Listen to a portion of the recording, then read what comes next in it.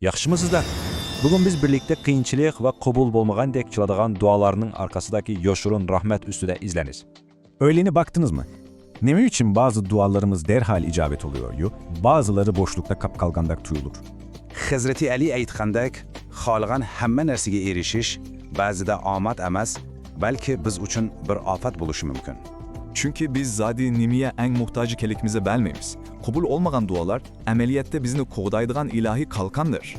Bunu çonkur düşünüş için biz Rahman ve Rahim'den ibaret iki hal rahmetinin herkine dikkat kılışımız gerek. Rahman bütünle yeşertsiz. O hiç kandak bedelak talepsizle, varlık mahlukatlarga teng berildigen umumi yüzüllük mehribandarlıktır.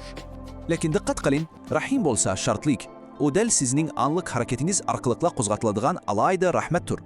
Ya'ni, avval siz birinchi qadamni bosishingiz kerak. Chin dildan qilingan duo va yaxshi amallariniz uni darhol qo'zg'atadi. Undaqda bu hayotimizda qandoq namoyon bo'ladi? Keling buni Yusuf payg'ambarning ta'sirli qissasi orqali qurib boqaylik. Taşlanıp qalgan quduq va qarang'i zindanlar. Bularning hammasi amaliyotda Yusufni Misr sarayına başlap boradigan yoshurun palampelar idi. Bize de sizge ağır cazadek tuyulgan qiyinchiliklar aslida faqat sizni texmi yuksaklikka ko'tirish uchun o'rinlashtirilgan sinaqdir xolos. Haqiqiy erkinlik nima? Qarang, Züleyha gerçi haşametlik sarayda yaşısı ameliyette o'z nefsinin mahbusu idi. Yusuf bulsa tortan tam içinde ruhen bütünle erkin idi. Demek erkinlik ve rahmet sizin kayardırlikinizde bağlı kemez. Xullas desak, bu rahmetni siz qandoq qabul yersiniz? Sizce ilahi rahmet geldiğinde cezmen onun nurunu etrafa çeçişiniz gerek. Şunga Rahim'in işigini açış üçün samimi dua kılın, yaxşılık kılın ve başkalarga haqiqiy mehribanlık görsetin. Ahırda özümüzden sorap bakaylı. Siz özünüz kütüp otkan ulug'var rahmatga erişiş üçün bugün başkalarga yeterlik mehri şapkat ko'rsatdingizmi? Assalomu alaykum. Bugun biz birlikte Allah'ның aktiv rahmeti bo'lgan El-Rahim sirrini yeshimiz. Tayyormi?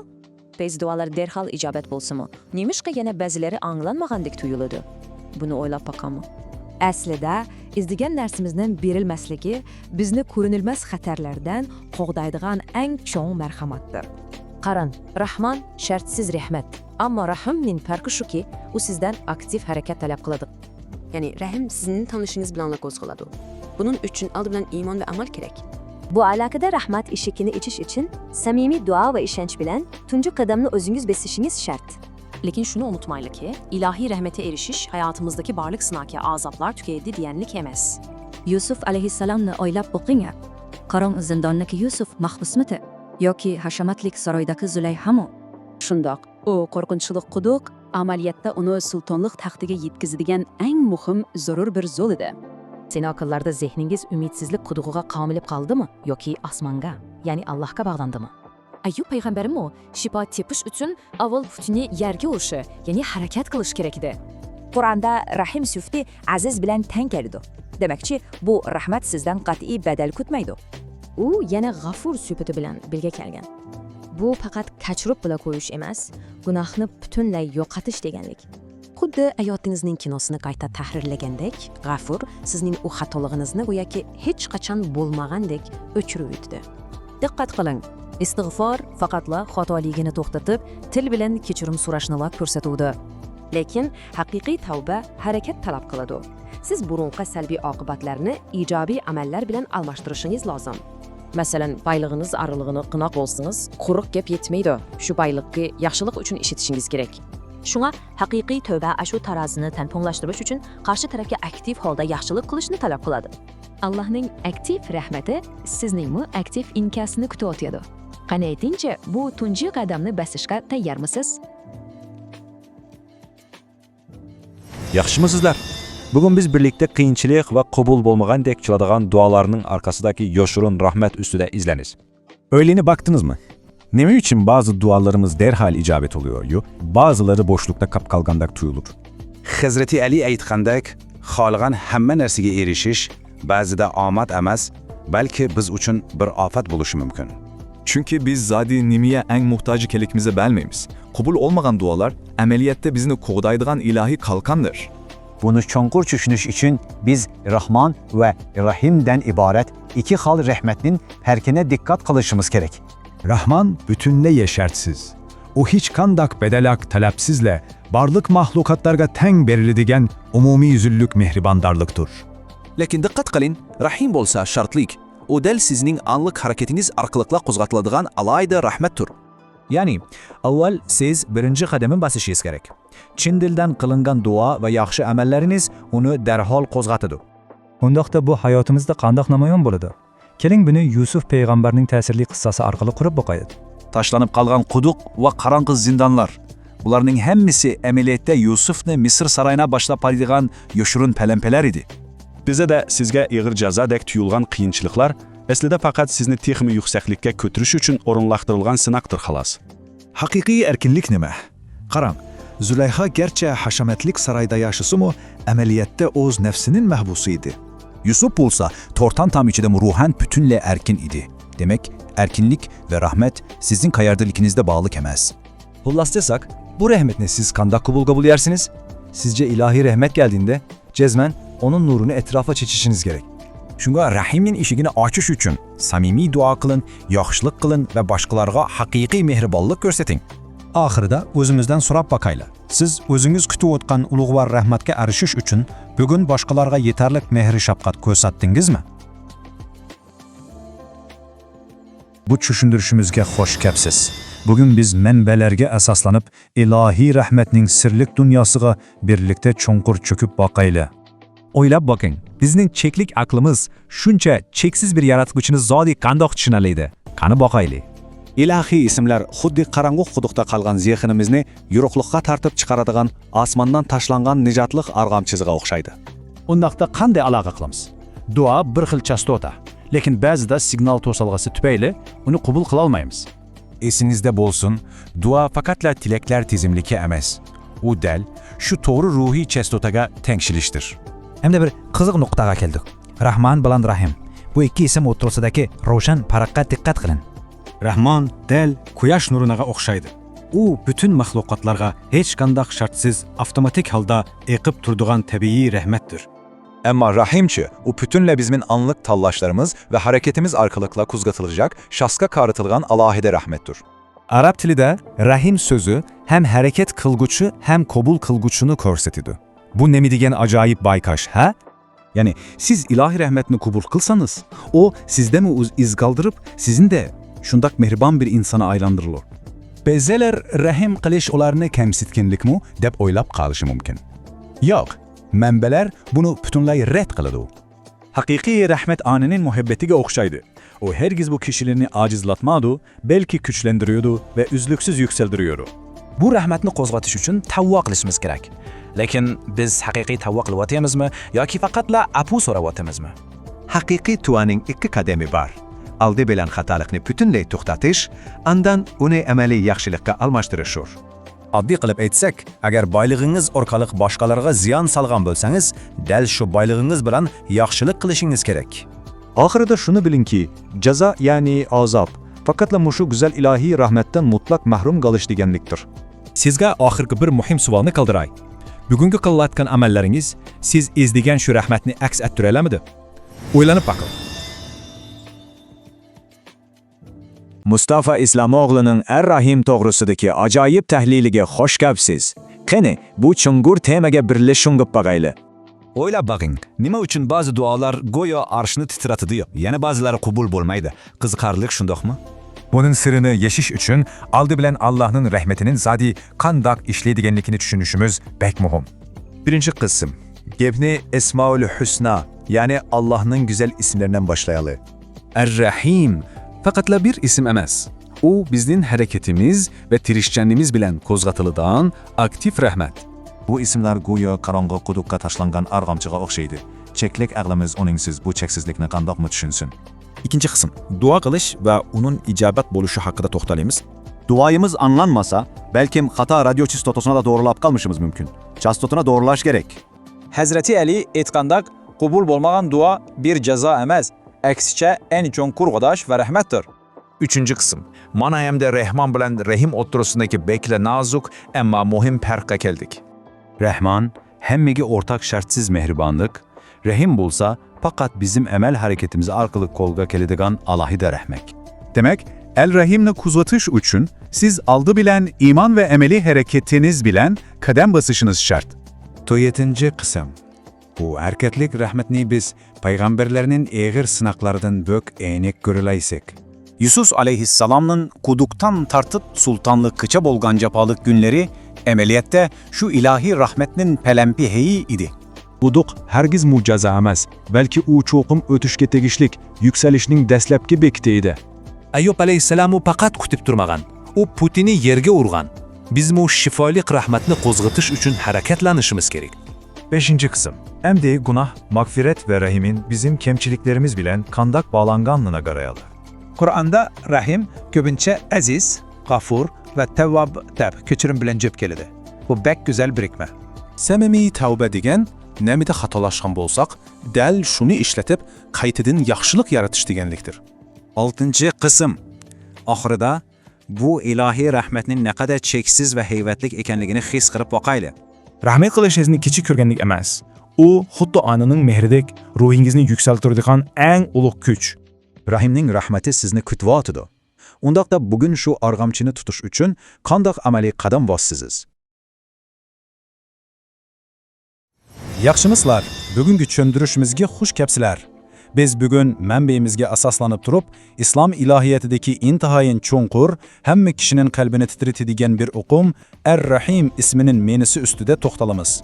İlahi rəhmu şəfqətinin felsefesi, hemme emeliyetteki ifadesi hakkında sirdeşimiz. Qani, çöküp bakayla.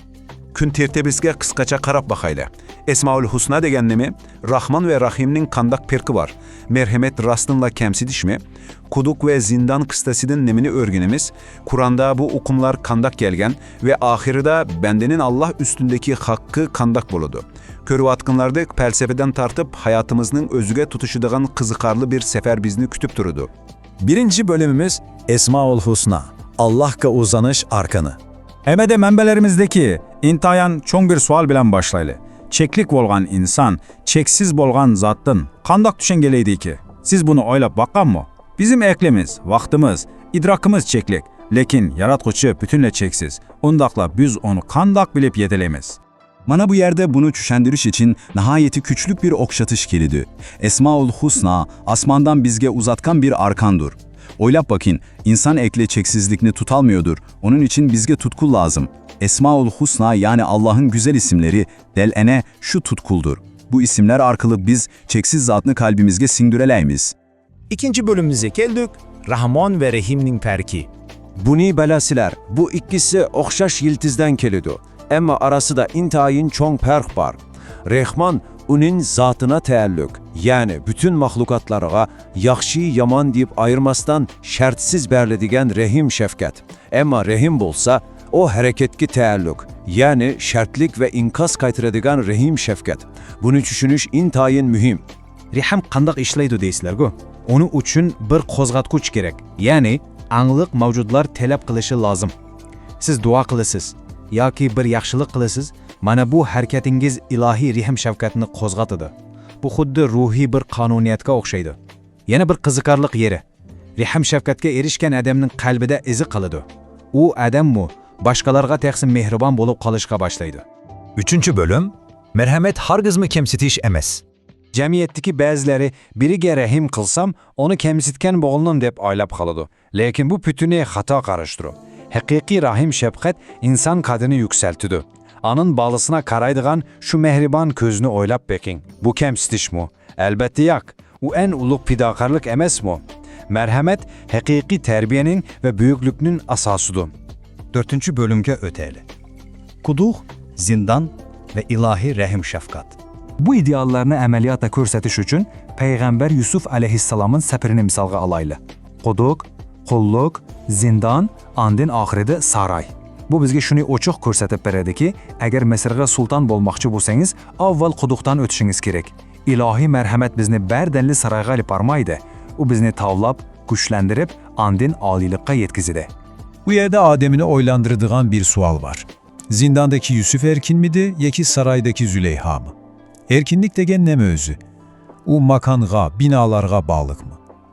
Sarayda yaşayan Züleyha öz nefsinin kuluydu. Emma zindandaki Yusufçi, o ruhunda bütünle erkin idi. İlahi rehim şapkat bezem mana şunda kıyınçılıklar içine yoşurungan balıdı. 5. bölüm Kur'an'da rehim ve mağfiret. Diqqatinglarni mushu sanqa tartmoqchiman. 95. Agar bismillahni qo'shsak, Qur'onda Rahim ismi 208 qitim tilga ilinadi. Bu paket bizga ilohiy Rahim shafqatning bu muqaddas manbada qanchalik keng va qanchalik muhim o'rinda turadiganligini nihoyatda aniq ko'rsatib beradi. Emdi keşirim kıyılışının derecelerine karab bakaylı. Birincisi epu. Yani cezanı keşirüdü ama agahlandırıdı. İkincisi söfi. Bunda cezanı mu agahlandırışını mu keşirüdü. En alisi üçüncüsü gifir. Bu bütünlüğü mağfiret kılış. Yani günahını huddi hiç ötküzülmeyendek öçürüp taşlaş. Bunu keşirimlün en pillisi desek buladı. Lekin bu kişinin keşirimge erişiş için tövbe gerek. Hikiki tövbe kuruk söz emez. Onun 3 kademi var. Avvel, hata işten toxtaysız. Andin keşirim soraysız. En mühimi, günahka işletken vasıtalarını yakşı emeller için işletişke başlaysız. Mesela, pülünüzü işletip hata kıldınız mı? Ondakta emde muşu pülünü işletip yakşılık kılasınız. Ziyan bilen payda tengdişişi gerek. Ahırıncı 6. bölümümüz Bendinin Allah üstüdeki hakkı. Bu inteyin dağılık heydesin elengan çonkur felsefevi bir sual. Bendinin Allah üstüde hakkı bulamdı. Muaz raziyallahu anhu Peygamber aleyhisselam bilen seperde ketivatkanda bu sual ortaya çıkan. Oylap bakın, yaratılgan mevcudatının özü çeklik bolgan bendinin çeksiz yaratkuçusu üstüde hakkı buluşu mümkün mü? Akılga sıymaydan iştik yoludur, şundan mı? Lekin hedesning cevabı adamda hayran kaldırdı. Cevabı şu ki, şundaq hakkı var. En ulu hak Allah'ın özge şerik keltirmegen bendelerge azap kılmaslıgıdır. Bu sözün təsir küçünü his kılvatamızlar. Memberlerimiz şunu tikilleydi ki, Allah'ın asli niyeti insanlarını cennetke yetekleş, ularını azaplaş emes, belki merhamet kılış. Bugünkü düşündürüşümüzni ayaqlaştırıp etip, sizlerini moşu çonkur bir sual bilen öğlenişke kaldırmakçıman. Allah'tan mahrum gelişme, çoğrak azap var mı? Hakiki azap, bütünley merhametten, uluğluktan, yani Allah'tan yerek geliş degenliktir. Eğer hakiki merhametini düşünsek, hayatımızdaki kıyınçılıklarga ve keçkip cevap verilgen dualarımızga başkaça köz bilen qaraydıgan bulemiz. Bunu bir oyanıp bukenler, yani körüşkünce aman bilenler.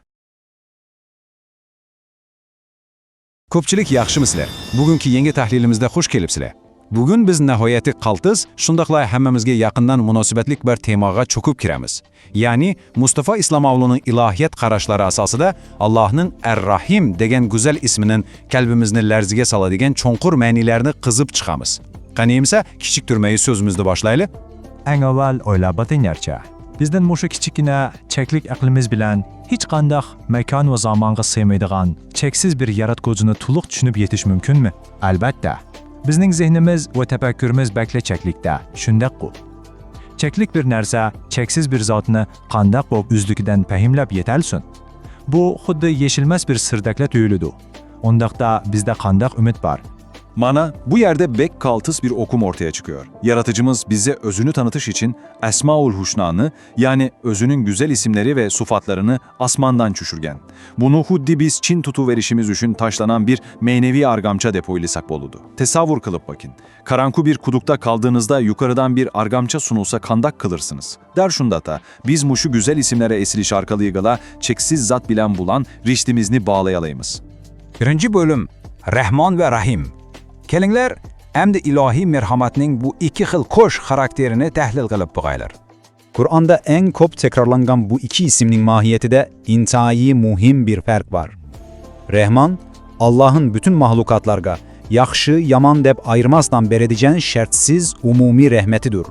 Yani hemme Adem kün nurudan, havadan ten behrimen bolurdu, şunda mı? Amma Rahim bütünlege başkıça. O, bizim anlık hareketimizge, yani iman, dua ve yaxşı emellerimizge cevapen kuzagıdılanan mahsus ve aktif merhamettir. Bu xaslaştırılgan merhametin kölümeni tesevvür kılış üçün munu sanga karayın. Rehim sözü Kur'an'da mustakil halda 95 katim kelgen. Eğer süre 5'indeki Bismillahlarını koşsakço, bu san adamı hayran kaldıracak derecede 208 katim gayyetido. Bu sanlar bizge bir nerseni bek enik tepperi vatıyor. Nemine deydi. Rahim sözünün Arap dilideki yıldızı, aktif ve pasif menaları ten göz içine algaçka, o bizgi güzel bir halkanı görsetiyor. Biz halis dua ve yakşı emel kılış bilen birinci kademi basıyoruz. Bu hareketimiz derhal Allah'ın has rahmetini kuzatıyordur ve bizge cevap kaydırıyor. Ahirete bulsa bu ilahi merhamet bizim manevi derecemizi yukarı götürüyor. Kısacası siz bir kadım aldayamazsanızla Allah'ın rahmeti sizce karap yugurub geliyor. İkinci bölüm. Rahmetning hakiki mahiyeti ve onun yeryüzündeki ifadesi. Bu ilahi ukumның reel turmuşumuzda kandak ekis ettiği denliğini görüp bakayım. Hazır ba'zida kishilar shundoq bir qiziq va xato qarashda bo'ldi. Birasiga ich ag'ritish yoki marhamat ko'rsatish u kishini kamsitganlik yoki o'zini cho'ng tutganlik hisoblanabdi. Bu zamonaviy jamiyatdagi bir afsona shundoq-ku. Lekin rostilla shundoqmi? Qat'iy undaq emas. O'ylab beg'ing, bir ana o'z farzandiga cheksiz mehr va rahmat ko'rsatadi. Kechalari uxlamaydi. Ana shunda qilganda o'z balasini kamsitgan bo'lamidi? Yo'q, albatta. Haqiqiy marhamat qarshi tarafni pastga urmaydi, balki u kishini yuksaltiradi, tarbiyalaydi. U barliq haqiqiy ma'rif va ma'naviy yuksalishning ulug' hisoblanadi. 3-bölüm. Peygamberler kıssasıdan dersler. Şundakla mertebe o'sish uchun qiyinchiliğinin şart ekanligi. Kelinger, bunu tarihteki en güzel ülkeler arkalık düşünüp bakayla. Yusuf peygamberinin hayatını göz aldığınıza getirin. Karanlık kuduka taşlandı. Andın kul kılınıp setildi. Keyin uzun yıllar zindanda yattı. Ahırında bolsa Misr sarayına sultan oldu. Bu tarih bizge şunu gösterdi ki, o karanlık kuduka düşüp kalgan çağda Allah'ın rahmeti onundan kesilip kalmamaydı. Eksice, saraya yetiş için aldı bilen kuduklu besip ötmesi şart idi. Kıyınçılık yükselişin birinci kadımıdır. Şulğu, üzümüzden muşu soğanı surap bakayli. Teşki cihetten karganda Züleyha həşmetlik sarayda yaşaydı, Yusuf bolsa tar zindanda. Ama zadı kim hakiki erkin idi? Yusuf'un cismi zindanda bolsumu, kalbi azat edi. Ama Züleyha'nın cismi sarayda bolsumu, o pütülle öz nefsinin kuluna aylan gelidi. Hakiki erkinlik sizin kayarda turvatkanlığınız bilen emas, kalbinizin nemige barlanganlığı bilen ölçünüdür. Muşununga oxşaş, Eyüp peygamberinin hayatımı bizge bek kaltыс bir reallıklığını öğütüdü. Sinakka ve kıyınçılıkka uçurganda sukut kılıp oturup olmayın. Allah onunga putunla yerge ur, hareketke kel degen. Demekçimen ki kıyınçılık kaynamında kalganda pasif kütüp durmaya hareket kılıp ilahi rehimni yeni Allah'ın aşu has merhametini aktif kozgutuşumuz gerek. 4 bölüm kechirim ve hakiki tavva hamda istig'for bilan tavva o'tirisidagi farq. Bu bizning eng oxirgi, hamda hayotimizdagi eng muhim nuqtalarning biri. Ko'pincha kishilar istig'for bilan tuvini o'xshash narsa deb qaraydi. Ammo orasida osmon zamin farq bor. Istig'for faqat tilingiz bilan kechirgin deb qo'yish, xotirlikni tunish, xolos. Bu faqatla boshlanish. Tavva bo'lsa, qadamni to'g'ri yo'lga burib, ahvolni tuzatish uchun amaliy harakat qilish deganlik. Ya'ni xato qildingizmi, uni yaxshilik bilan yuying. Bu bekle ameli bir hareket. Pul bilen bir hatalık ötküzdünüz mü? Ondakta del şu pulu yakşılıklı eşletiş arkalık tova kılın. Kolunuz bilen günah kıldınız mı? Muşu kolunuz bilen yakşı iş kılın. Hata yola meblek saldınız mı? Emdi tovra yolunu kollap tova kılın. Kısacası tarazını kayısı koral bilen buzgan olsanız şu koral bilen kayta denklinlaştırışınız şart. Bu bek adil bir talep şundan emes mi? Eğer siz muşu derecedeki hakiki, ameli tovini kılalısınız, Allah'ın merhameti size Gafur suresi de yüzlenir. Gafur degen ne demek bilemsiniz? Sizin hayatınızı bir kino lentesi dep tesavvur kılayın. Allah şu günah yazılan kısmını lentiden bütün lekesip alıp taşlardır. O günah sizin hayatınızda goya hiç kaçan yüz vermegendek bob getir. Bu akıla sığmayacak derecedeki bir büyük merhamettir. Biz merhametning neligini tushundik. Arab dilinde ceza yani azab degan so'zning yıldızı aslida mahrum qolish degan ma'noy bildiradi. Shunga bugünkü sözümüzün ahirinde sizlerin bunu çonkur oylanish bilan qoldirmoqchiman. Hayotdagi barliq sinovlar ve qiyinchiliklarni bir chetga qayirib qo'yaylik. Zodi Allah'ın cheksiz merhametinden, onun huzuridan yarak ve mahrum qolishdanmi ayırrak, shundanmi dahshatli gerek birer azab bo'lishi mumkinmi? Oylanıp bakınlar. Bugün biz bilen birle bolğanların için köp rahmet. Keyinki tahlilimizde yana görüşelim. Yaxshimisidir? Bugünkü tahlilimizge xush kelipsidir. Bugün biz Türkiye'de sözlengen intihai qoltas, çonkur bir ilahiyat dersigideki yadroluk mazmunlarını birlikte yeşip çıkamız. Bilisiz ki bu derslikte Allah'ın en güzel isimlerinden biri bolgan Er-Rahim, yani en mehriban degen süpetin arkasındaki mekanizma muhakeme kılıngan. Biz bu abstrakt ve çonkur okumlarını kurulumluk bayanları arkalık hemmimizge düşünüşlük kılıp düşündürüp ötemiz. Mamokda, buna tabi vasıta mazmunga kireyli. Biz bugün xuddi bir ilahiyat bonkisari qilib, cheksizlikdan tartib şahsiy duolarimizgacha bo'lgan musofani ko'rib chiqdimiz. Biz asosligi buni 5 nuqtada marazlaymiz. Birinchi, ilohiy arg'amcha. Ikkinchi, Ar-Rahimning tarafi. Uchinchi, ismlarning juplanishi. To'rtinchi, payg'ambarlar qissasi va oxirida duo va tavba. Birinci kısım ilahi argamınça. Bu bizning metafiziki cheksizlikni qandak düşündigenlikimiz to'g'risida bo'ladi. Mənbədə sözlügüçü intayan acayip bir okşatışını ortaya koyuyor. Karank, insan aklı huddi bir karanlık kuduya taşlıp etildiğindeki çeklimeye ege. Doğru mu? Esmaül Husna, yani ilahi güzel isimler olsa, bizni bu kuduktan tartıp çıkaradigan, aşu çeksizliğe tutuşadigan bir asman argamaçısı rolünü oynayar diyor. Bu, bizge enik koordinat veriyor. Bu yerde intihayen roşen bir mantıklık zideziyet var. Çeklik nerse çeksizliğini kandan mı kaplap düşünelisun? Bütünleyen mümkün emez. Der şu sebeptin, yaratıcı özünün aşu çeksiz sıfatlarını bizimle en küçükkene insani aklımız kabul kılalayadığan okumlarga, yani anlaş, görüş ve mehribanlık kılış degendek düşüncelerge aylandırıp bergen. İkinci kısım, Er-Rahmin'in tarafı. Zati bu sözün manisi neme? Ende bu nokta rastından bek kızgarlık. Sözlügüçü Er-Rahman bilen Er-Rahim arasındaki incike perkine şunlaq enik ayrı berdi. Er-Rahman deginimiz bütükkül mevcudatka şartsız berildigen rahmetinin mahiyetidir. Ama Er-Rahim bolsa nişanlıq, yani malum bir türtküge nispeten kaytırılgan inkas karakterlik rahmet hesaplanıdı. Mənbədəki tilşünaslık tahliline asaslandığında bu rahim sözü Arapça tilinde gramatikalik olarak hem ige hem toldurguçu rolünü oynayıdakən. Bu ne demet iken? Bu del ilahi rahmetin biz insanların anlık halde kıldığın emelleri ve duaları arkalığı kozgutulduğunu gösterip veriyor. Yani huddi bir kunupkini baskan dek, siz bir hareket kılırsız, onuna cevaben rahmetke erişirsiniz. Üçüncü kısım ilahi isimlerinin cüplenişi. Kur'an'da bu ilahi isimler daimen birle cüpleşip gelidu. Derslikte tekitlendiğindek bu hergiz addi bir tasadifilik emez. Aziz bilen Rahim, yakut Gafur bilen Rahim. Her bir cüpleştirilişinin arkasında intihayen çonkur ve enik bir maksat yoşurungan. Mənbə şu yerde bek mühim bir siliştirme kılır. Oylap bakın, biz insanlar adeten birbirimizge yaxşılık kılsak, meyle aşkara yaki yaşırın bulsun, iç-içimizden birer cevap yaki en az degendim rahmet eytişini kütemiz. Şundak ko.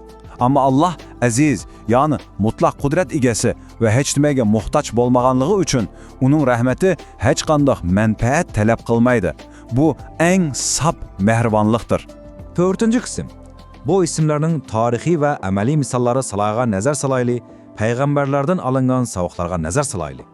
Bu nokta hayatımızdaki sınavları düşünmemiz için intihayen önemli. Hz. Yusuf'un hayatı bize şunu öğretiyor ki, ösüp yetiliş ve Mısır'a sultan oluş için siz çokum aval kuluka çüşüşünüz gerek. Hayattaki sınavlar del aşı yükselişin aldınki şartıdır. Mənbə bizin oylanışqa tegişlik bek çongur bir sualını soradı. Sizce zade kim hakiki erken idi? Karanlığı zindandaki Yusuf mu, yoki haşemetlik saraydaki Züleyha mı?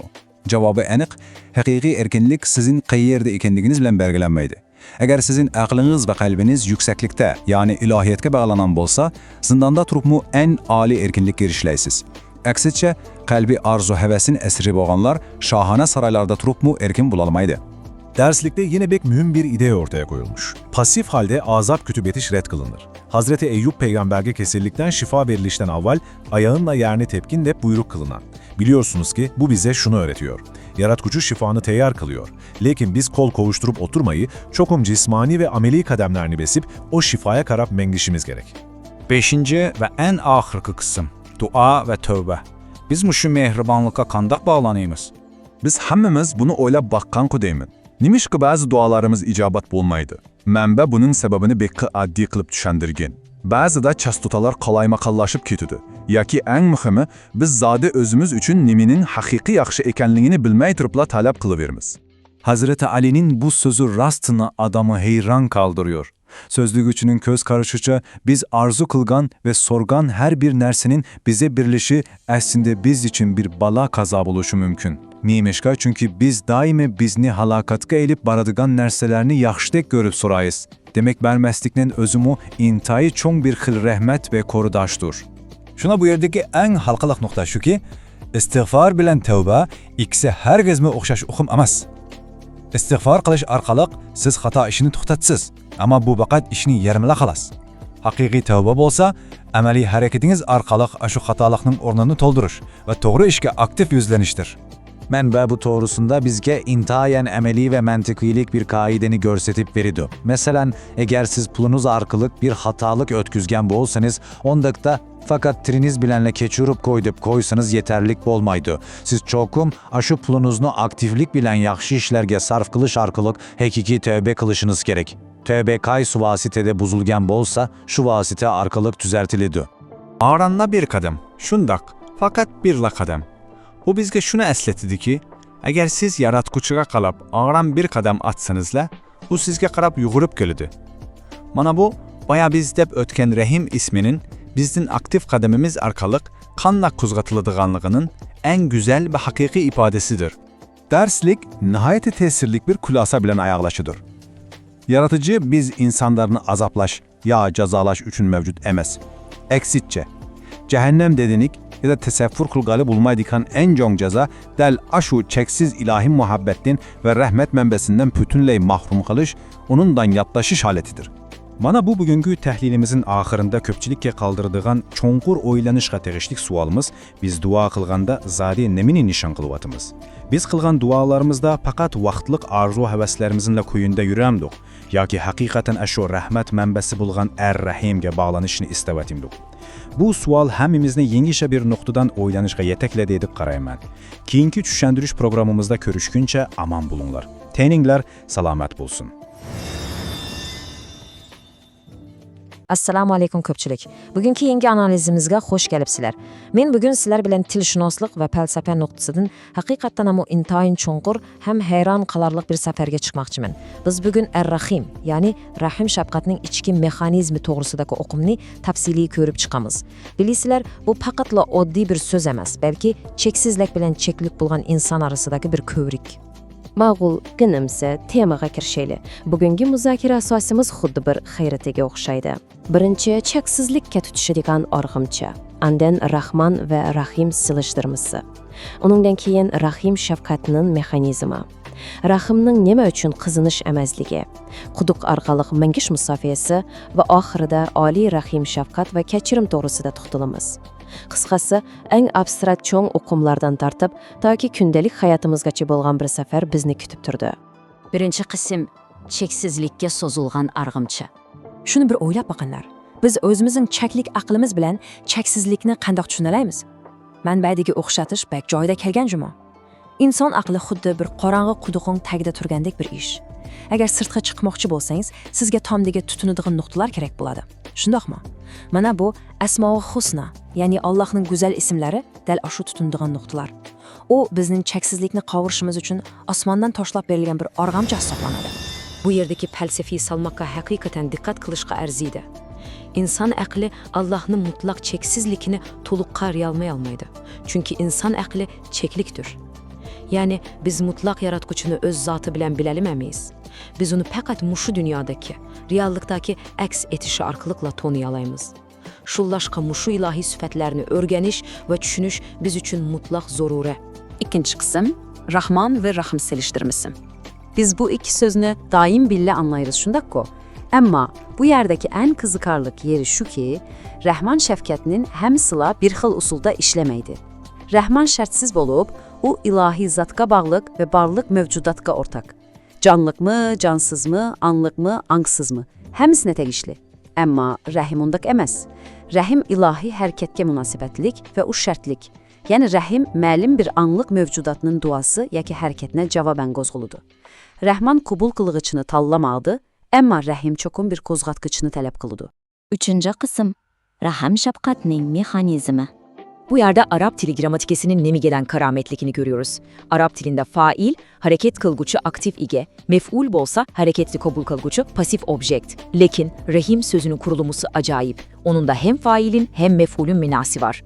Yani bu bir taraflama verildiği nersayamaz. Siz rahim şafkaka erişmekçe olursanız özünüzün tirişçenlikli, duası yakşı emelleriniz bile onu kozgatışınız gerek. Bu del hareket ve inkaz, goyaki bir enerji almaştırış cereyanıdır. Bir o'ylanib baqinglar. 95 bu quruqli bir san emasmi? Manbada ko'rsatilgandek, Qur'onda Allohga nisbatan Rahim ismi dal 95 qitim tilga ilingan. Agar siz bismillah degilarni qo'shsangiz, u 208 qitim ko'riladi. Demak, bizning bu yerda so'zlab o'tganimiz abstrakt bir falsafa emas, balki aniq amaliy faktlarga va statistikaga tayangan bir muhokama. 4-qism Rahim shafqat qiziqinish emas. Nurg'un kishilar marhamat qilish degan boshqalarga yuqoridan turib qizinish, ich ag'ritish deb o'ylaydi. Ammo undaq emas. Haqiqiy rahim shafqat qabul qiluvchini yuksaltiradi, qat'iy kamsitmaydi. Xuddi bir onaning bolasiga bo'lgan mehr muhabbati bolani kamsitadi? Yo'q, aksincha uni o'stiraydi, tarbiyalaydi. Shundaqmi? Ilohiy marhamatmi? Dal shundoq. U insonni yuksaklikka ko'taradigan bir kuch. Bu yerda yana bir muhim nokta var. Allah'ın cezanı keçiktirişi ameliyette gazap emez, belki merhamettir. Menba buraya da iki okumu siliştiriyor. İmhal ile ihmal. İmhal, mühlet veriş. İhmal bolsa taşlap koyuş, pisent kılmazlık. Allah bendelerini taşlap koymuyor, fakat onlara mühlet veriyor. Tesevvür kılın, ot kitken oyda kattık uhlayavatkan adamı mürisiden silkip oygıtış, karimakka rehimsizlik tek bilinişi mümkün.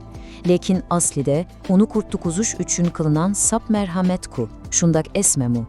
5-qism quduq arqılıq mengish musofesi. Endi bu mexaniki rahmi shafqatning hayotdagi real o'rniga qarayli. Menda sizlarga shundoq bir savol bor. Sizlarcha kim haqiqiy arkanida?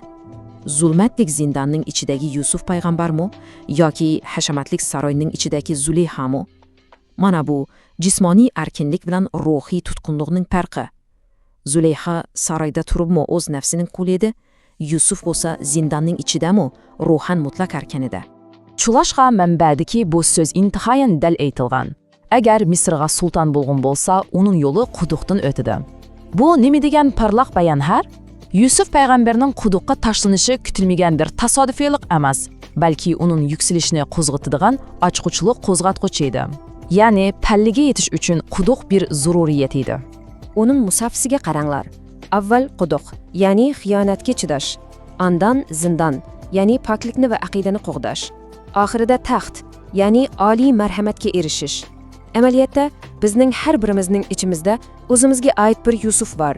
Hammamiz qochib qutulishda tegishlik bir quduqni va kaynimizdan qo'g'layotgan bir Zuleyxani boshdan kechiramiz. Hamma odamning o'ziga yarasha sinig'i bor. Ayyub payg'ambarning qissasichi, Alloh uningga putungni yerga urg'in deydi. U shuncha eg'ir kasal, lekin Alloh uningga faqat yetib bilan marhamat kutishni emas, yerni puti bilan tupishdek bir amaliy harakatni buyuradi.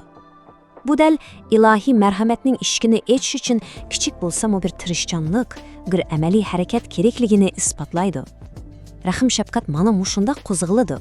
6-qism kechirim va oliy rahim shafqat. Undaqda bu marhamat bizning xatoliklarimiz bilan qanday munosabat qiladi? Manbada kechirim qilishning 3 qavati ko'rsatilgan. Afu faqat jinoyatning jazosini kechirim qilish. Saf hem jazoni kechirish, hem ogohlantirishni to'xtatish. Ammo uchinchisi, ya'ni g'afr yoki mag'firat tamoman boshqa bir saviya. U xuddi bir kino tehririning filmdagi nachar ko'rinishlarini qaychilab ilova etib, uni shunday yo'chiqsiz ulab qo'yganiga o'xshaydi. Gunoh xuddi asla yuz bermagandek tamoman o'chirilib ketadi. Mana bu marhamatning eng yuqori fellisi. Lekin diqqat qilinglar, quruq kechiring deb qo'yish bilanla ish bitmaydi. Haqiqiy tavbaning mu bir mexanizmi bor. Istig'for xatolikdan yuz o'rish bo'lsa, tavba ashu xato yo'ldan burilib, to'g'ri yo'lga yuzlanishdir. Agar siz marhamat qo'zg'atmoqchi bo'lsangiz, yomonlikqa nima safarbar qilgan bo'lsangiz, yaxshilikmi dal shuni safarbar qilishingiz kerak. Masalan, boylig'ingiz bilan yomonlik qilgan bo'lsangiz, boylig'ingiz bilan yaxshilik qilishingiz shart. Ma'lum bir narsani uning dal o'xshash miqdordagi qarshi tarafi bilan almashtirish haqiqiy tavba mushundoq bo'ladi. Mona oxirga keldik. Mende sizlarga qoldirib qo'ydigan intaay chunqur bir savol bor. Agar eng oliy rahim shafqat Parvardigor bilan bo'lgan bog'lanish va huzur deb qaralsa, undaqda haqiqiy va eng sho'ng jazo faqatla shu ilohiy marhamat va huzurdan mahrum qolish bo'lmandi. O'ylab bakinglar, balkim azobning o'zimi mushu cheksiz muhabbat va marhamatdan qurib qolishning o'zidir. Bu nuqtani hammingizning o'ylanib baxshini umid qilaman. Bugungi analizimiz mushu yerda tamomlandi. Keyingi qaytim ko'rishgancha omon bo'linglar. Yaxshimisizlar? Bugungi chunqur tahlilimizga xush kelibsizlar. Men sizlar bilan birga yana bir qatin yangi bir temaga cho'kish fursatiga erishganligimdan bekla xushalman. Bugun biz bir intahoyan qiymatli manbani asos qilib turib, Qur'on va islom aqidasidagi eng yadroliq, ammo balkim biz eng ko'p xato tushunib olgan bir o'qimni, ya'ni ilohiy rahmat bo'libmi Al-Rahim ismining haqiqiy mohiyatini ichib tashlaymiz. Qani, gapni ko'p qilmay, bu vosita asosiy temaga kiraylik. Hammamizning qalbida bir cho'ng'ur savol bor, shundaqmi? Qaranglar. Nima uchun biz qilgan ba'zi duolar xuddi darhalla arshini titratib ijobat bo'ladi-yu? Yana ba'zilari, qanday desam, xuddi bir varaq qog'ozni mudirlata olmagandek shunda ojiz keladi. Bunda ruhiy jihatdagi umidsizlik va qaymoqish hammamizga tonish bo'lishi mumkin.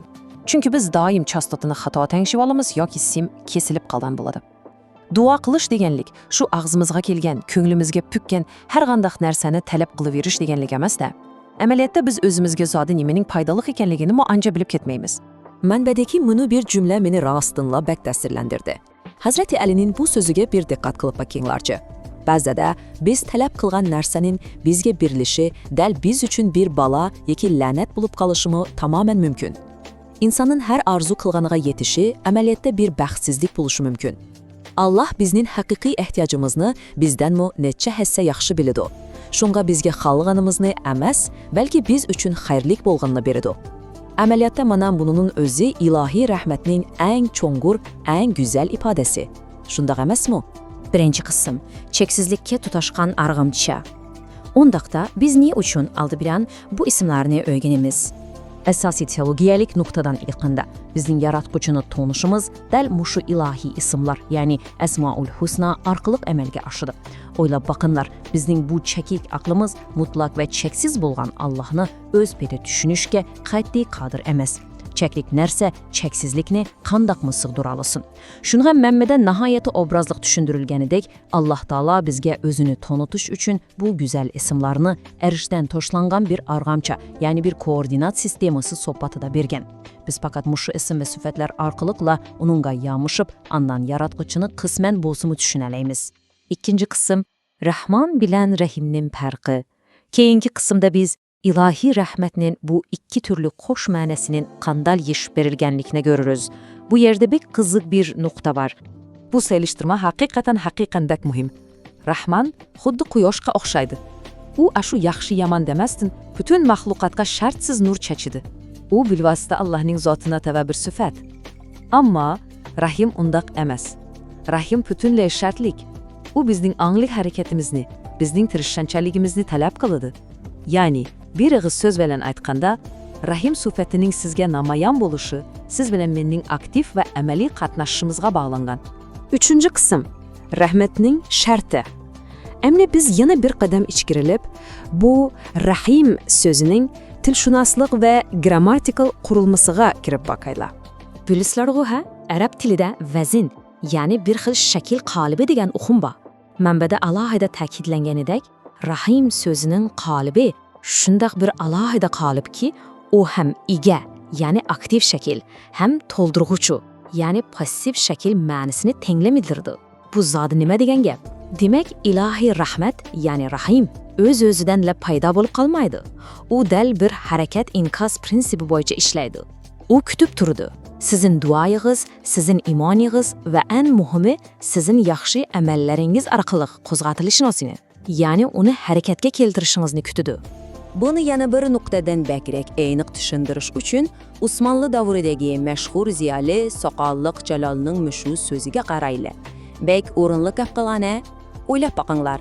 Bir qo'lingizda oltin bilayzuk jaranglab tursa-yu, uni mudirlatib qo'ymay, "Ey Alloh, kambag'allarga yordam qil, ochlarga yordam qil" deb quruq duo qilsangiz qandoq bo'ladi? Yordam qilish kuchi va boyliq dal o'zingizning qo'linda tursa, ama siz qilcha harakat qilmay faqat so'zdala ko'tsangiz, kechicha o'ltirib duo qilsangizmi, bu bir jiddiy va samimiy pozitivsiyamu? Albatta yo'q. Rahmat sizdan amaliy harakat va jiddiylik kutadi. 4-qism payg'ambarlardan alinadigan saboqlar. Yaxshi. Endi bu harakatchan rahmatning tarixda payg'ambarlarning hayotida zodi qanday namoyon bo'lganligiga nazar selib boqaylik. Yusuf alayhissalomning bu shu mushkulga to'lgan hayot musafisini bir ko'z oldinglarga keltirib boqinglar. Misrga sulton bo'lish uchun shu oltin taxtga o'tirishdan avvalo o'z qarindoshlari tarafidan quduqqa tashlanishdek azobliq sinoqni boshdan kechirish kerak. Ondan tag'i uzun yillik zindonning jafosini tortish kerak. Rahmat degan faqat va faqat jafo chekkan, sinoqlarga tiz bukmagan ham qalbi haqiqat bilan birla bo'lganlarda anda namoyon bo'ladi. Harakat va sinoq yo'q yerda Misrning taxtimi mavjud emas. Shundaqmi? Bu nuqtani isbotlaydigan yana bir gavdilik misol Ayyub alayhissalomdir. U shundoq og'ir kasalga giriftor bo'lib yotganda, Alloh taolo faqat duosini anglabla darhol osmondan shifo tushirib berdimi? Yo'q. Qur'onda bayon qilindiganda Alloh uningga ayni qilib putun bilan yerni tepin deb buyurdi. O'ylanib bakinglarchi, shundoq holsiz yotgan bir kasalga harakat qilish buyurilyapti. Ko'rib turibsizlarki, kasal bo'lsanizmi, rahmatga va shifoga erishish uchun yanala o'zingiz qilalaydigan, shu eng oxirgi bir tomchi kuchingiz bilanmi harakat qilishingiz kerak. Ilohiy rahmat sizin qutulib qolishingizni emas, tirishishingizni talab qiladi. 5-qism birga kelgan ilohiy ismlar. Endi biz bu vasita Qur'on tekstiga yutkilaylik-da, Rahim ismining boshqa ilohiy ismlar bilan birlashib kelganda qandoq bir ajoyib cho'nqur ma'nolarni paydo qiladiganlarni ko'rib boqaylik. Qur'onda bu Rahim ismi asosliqa mushu 3 ism bilan moslashib keladi. Birinchisi Aziz, ya'ni Azizur Rahim.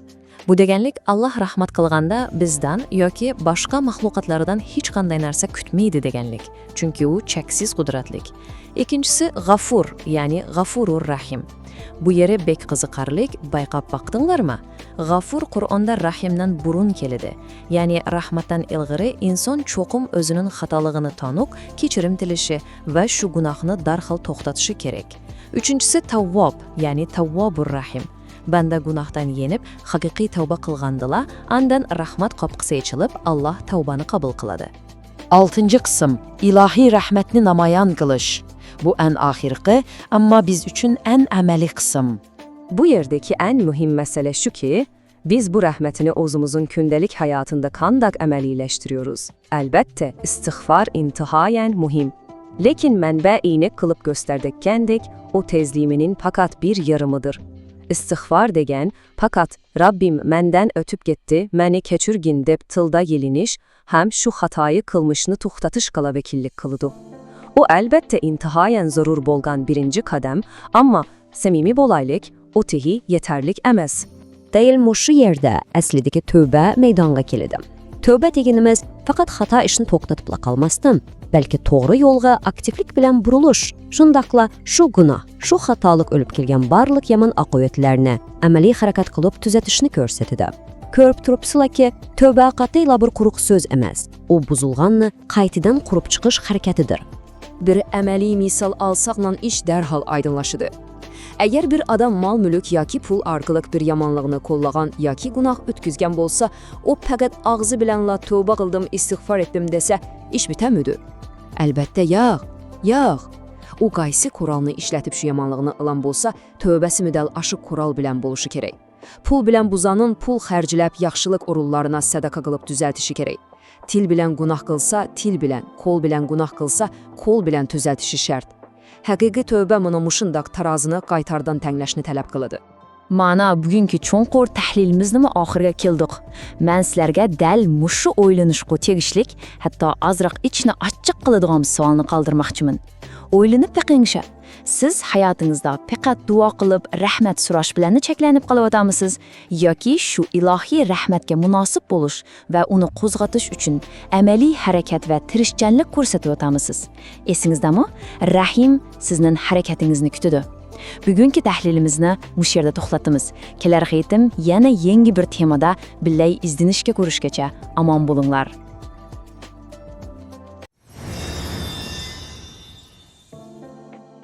Yaxşımıslar, bugungi tushuntirishimizga xush kelibsizlar.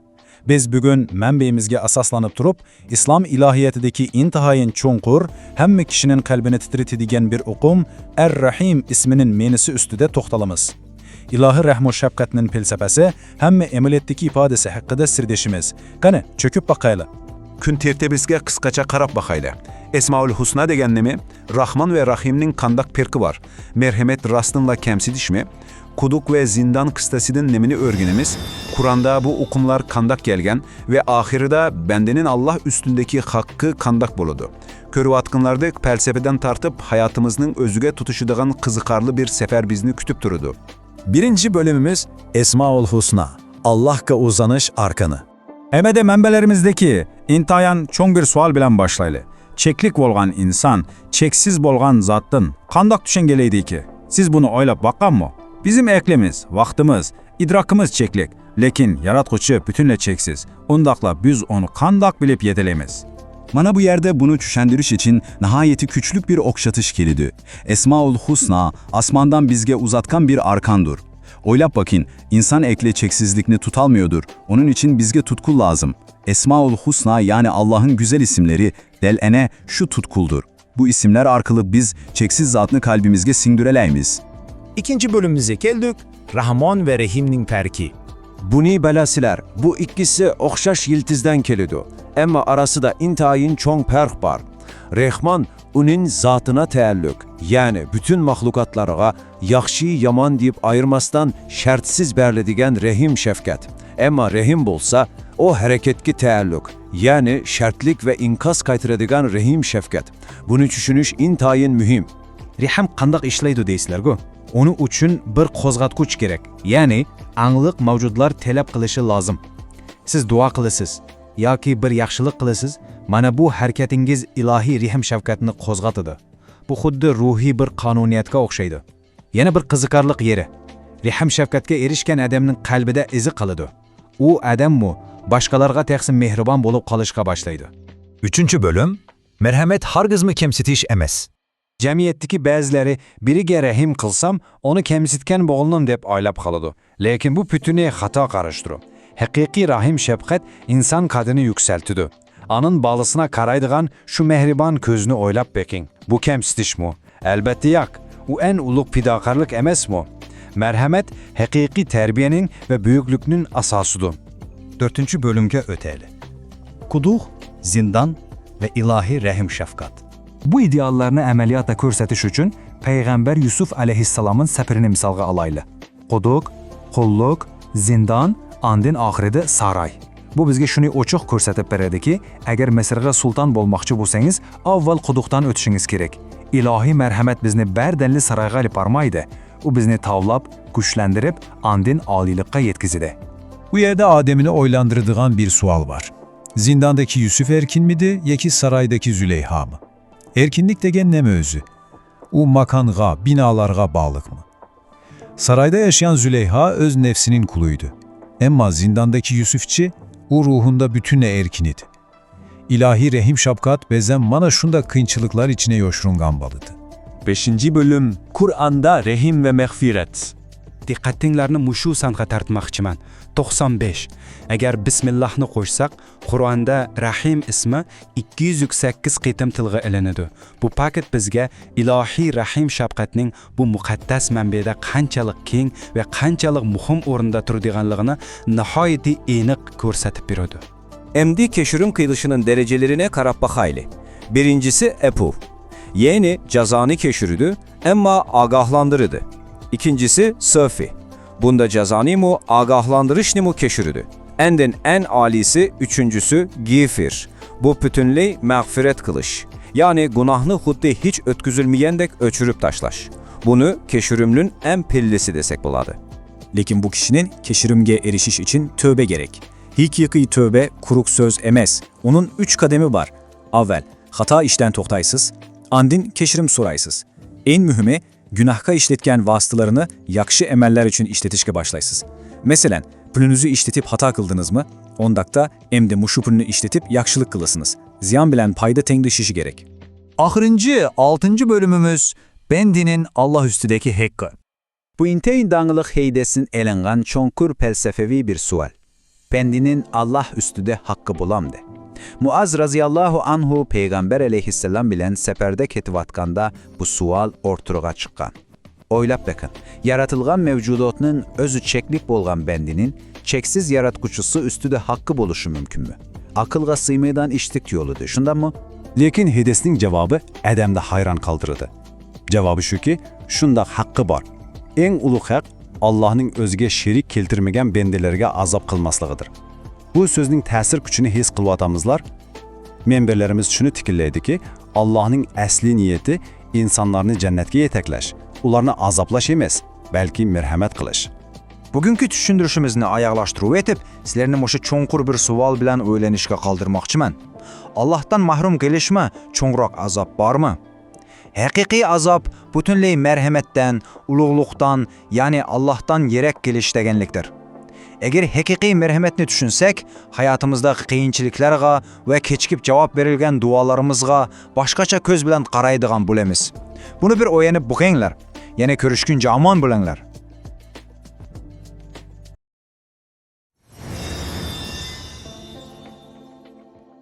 Ko'pchilik yaxshimisizlar? Bugungi yangi tahlilimizda xush kelibsizlar. Bugun biz nihoyatda qaltis, shundaqla hammamizga yaqindan munosabatlik bir temaga cho'kib kiramiz. Ya'ni Mustafa Islamovning ilohiyat qarashlari asosida Allohning Ar-Rahim degan go'zal ismining qalbimizni larziga soladigan cho'nqur ma'nilarini qizib chiqamiz. Qani emsa, kichik turmay so'zimizni boshlaylik. Eng avval o'ylab o'tinglarcha. Bizdan mushu kichikina cheklik aqlimiz bilan hech qanday makon va zamonga sig'maydigan cheksiz bir yaratuvchini to'liq tushunib yetish mumkinmi? Albatta. Bizning zehnimiz va tafakkurimiz bakla cheklikda. Shundaq-ku. Cheklik bir narsa, cheksiz bir zotni qandaq bo'lib uzlukidan fahimlab yetalsin. Bu xuddi yeshilmas bir sirdakla tuyuladi. Ondaqda bizda qandaq umid bor. Mana bu yerde bek kaltıs bir okum ortaya çıkıyor. Yaratıcımız bize özünü tanıtış için Esmaül Husna'nı, yani özünün güzel isimleri ve sufatlarını asmandan çüşürgen. Bunu huddi biz Çin tutuverişimiz üçün taşlanan bir meynevi argamça depoylisak boludu. Tesavvur kılıp bakın. Karanku bir kudukta kaldığınızda yukarıdan bir argamça sunulsa kandak kılırsınız. Der şunda da biz muşu güzel isimlere esiliş arkalıyıgala çeksiz zat bilen bulan riştimizni bağlayalayımız.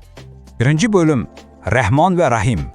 Kelinglar, endi ilohiy merhamatning bu iki xil qo'sh xarakterini tahlil qilib boqaylar. Qur'onda eng ko'p tekrarlangan bu iki isimning mohiyatida intayi muhim bir farq bor.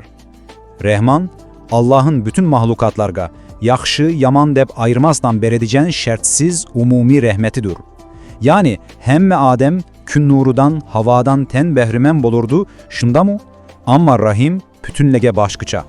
O bizning anlık hareketimizge, yani iman, dua ve yaxshi amellerimizge cevapen kuzagıdılanan mahsus ve aktif merhamettir. Bu xaslaştırılgan merhametin kölemeni tesevvür kılış üçün munu sanga karayın. Rehim sözü Kur'an'da mustakil halda 95 katim kelgen. Eğer süre 5'indeki Bismillahlarını koşsakço, bu san adamı hayran kaldıracak derecede 208 katim gayyetido. Bu sanlar bizge bir nerseni bek enik tepperi vatıyor. Nemenedeydi. Rahim sözünün Arap dilideki yıldızı, aktif ve pasif menaları ten yüz içine algaçka, o bizgi güzel bir alkanı görsetiyor. Biz halis dua ve yakşı emel kılış bilen birinci kademi basıyoruz. Bu hareketimiz derhal Allah'ın has rahmetini kuzatıyordur ve bizge cevap kaydırıyor. Ahirete bulsa bu ilahi merhamet bizim manevi derecemizi yukarı götürüyor. Kısacası siz bir kadım aldayamazsanızla Allah'ın rahmeti sizce karap yugurub geliyor. İkinci bölüm.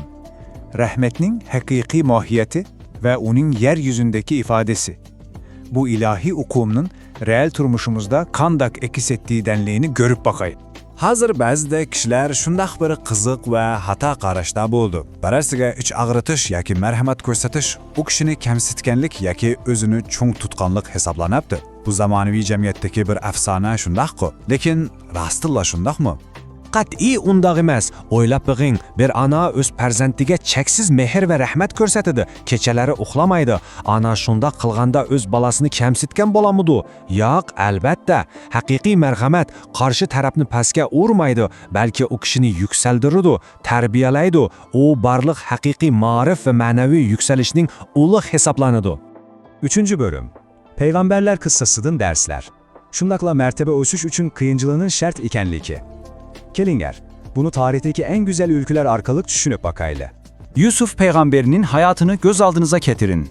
Karanlık kuduka taşlandı. Andın kul kılınıp setildi. Keyin uzun yıllar zindanda yattı. Ahırında bolsa Misr sarayına sultan oldu. Bu tarih bizge şunu gösterdi ki, o karanlık kuduka düşüp kalgan çağda Allah'ın rahmeti onundan kesilip kalmamaydı. Eksice saraya yetiş için aldı bilen kuduklu besip ötmesi şart idi. Kıyınçılık yükselişin birinci kadımıdır. Şulğu özümüzden muşu suanı surap bakayli. Teşki cihetten karganda Züleyha həşmetlik sarayda yaşaydı, Yusuf bolsa tar zindanda. Ama zadı kim hakiki erkin idi. Yusuf'un cismi zindanda bolsumu, kalbi azat edi. Ama Züleyha'nın cismi sarayda bolsumu, o pütülle öz nefsinin kuluna aylangen idi. Hakiki erkinlik sizin kayarda turvatkanlığınız bilen emez, kalbinizin nemige barlanganlığı bilen ölçünüdü. Muşununga oxşaş, Eyüp peygamberinin hayatımı bizge bek kaltыс bir reallıklan öğütüdü. Sinakka ve kıyınçılıkka uçurganda sukut kılıp oturup olmayın. Allah onunga putunla yerge ur, hareketke kel degen. Demekçimen ki kıyınçılık kaynamında kalganda pasif kütüp durmaya hareket kılıp ilahi rehimni yeni Allah'ın aşu has merhametini aktif kozgutuşumuz gerek. 4 bölüm kechurum ve hakiki tavva hem de istiğfar bilan tavva o'tirisidagi farq. Bu bizning eng oxirgi ama hayatımızdaki en muhim noktalarının biri. Ko'pincha kishilar istighfor bilan tuvini o'xshash narsa deb qaraydi. Ammo orasida osmon zamin farq bor.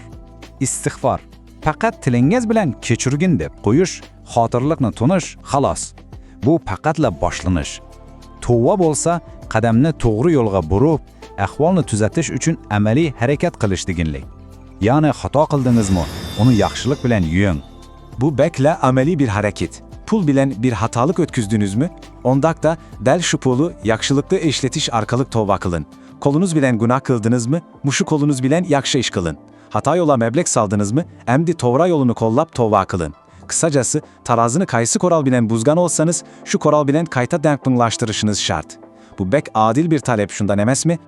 Eğer siz muşu derecedeki hakiki, ameli tovini kılalısınız, Allah'ın merhameti size Gafur suresinde yüzlenir. Gafur degen ne demek bilemsiniz? Sizin hayatınızı bir kino lentesi dep tesavvur kılayın. Allah şu günah yazılan kısmını lentiden bütünle kesip alıp taşlardır.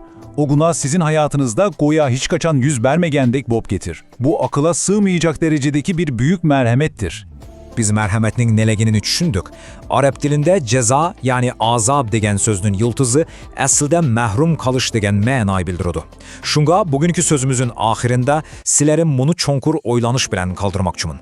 Hayattaki barlıq sınavlar ve kıyıncılıklarını bir çetki kayırıp guyaylı. Zadi Allah'ın cüçeksiz merhametinden, onun huzurudan yarak ve mahrum kalıştanı mı ayırarak, şunundan mı dehşetli gerek bir yer azap buluşu mümkün mü? Oylanıp bakınlar. Bugün biz bilen birle bolğanların için köp rahmet. Keyinki tahlilimizde yana görüşeyle.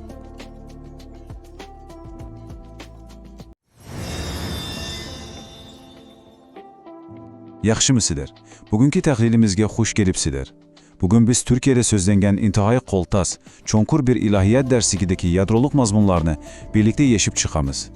Bilisiz ki bu dersikte Allah'ın en güzel isimlerinden biri bolgan Er-Rahim yani en mehriban degen süpetinin arkasındaki mekanizma muhakeme kılıngan.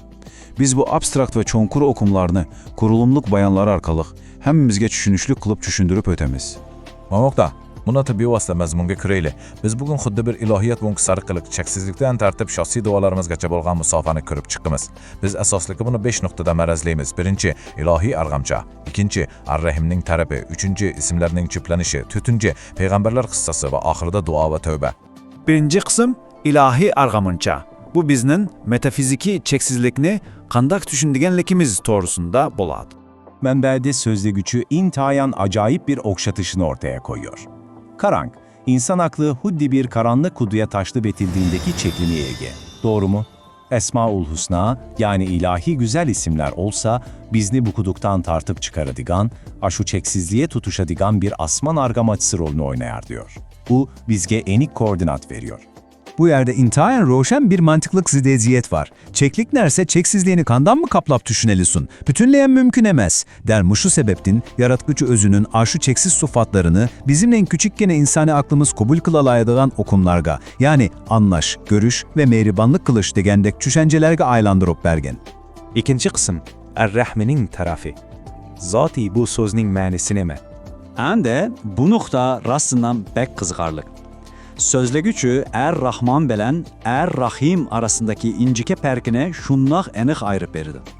Er-Rahman deginimiz bütükkül mevcudatka şartsız berildigen rahmetinin mahiyetidir. Ama Er-Rahim bolsa nişanlıq yani malum bir türtküge nispeten kaytırılgan inkas karakterlik rahmet hesaplanıdı. Mənbədəki tilşünaslık tahliline asaslandığında bu rahim sözü Arapça tilinde gramatikalik olarak hem ige hem toldurguçu rolünü oynayıdakən. Bu ne demet iken?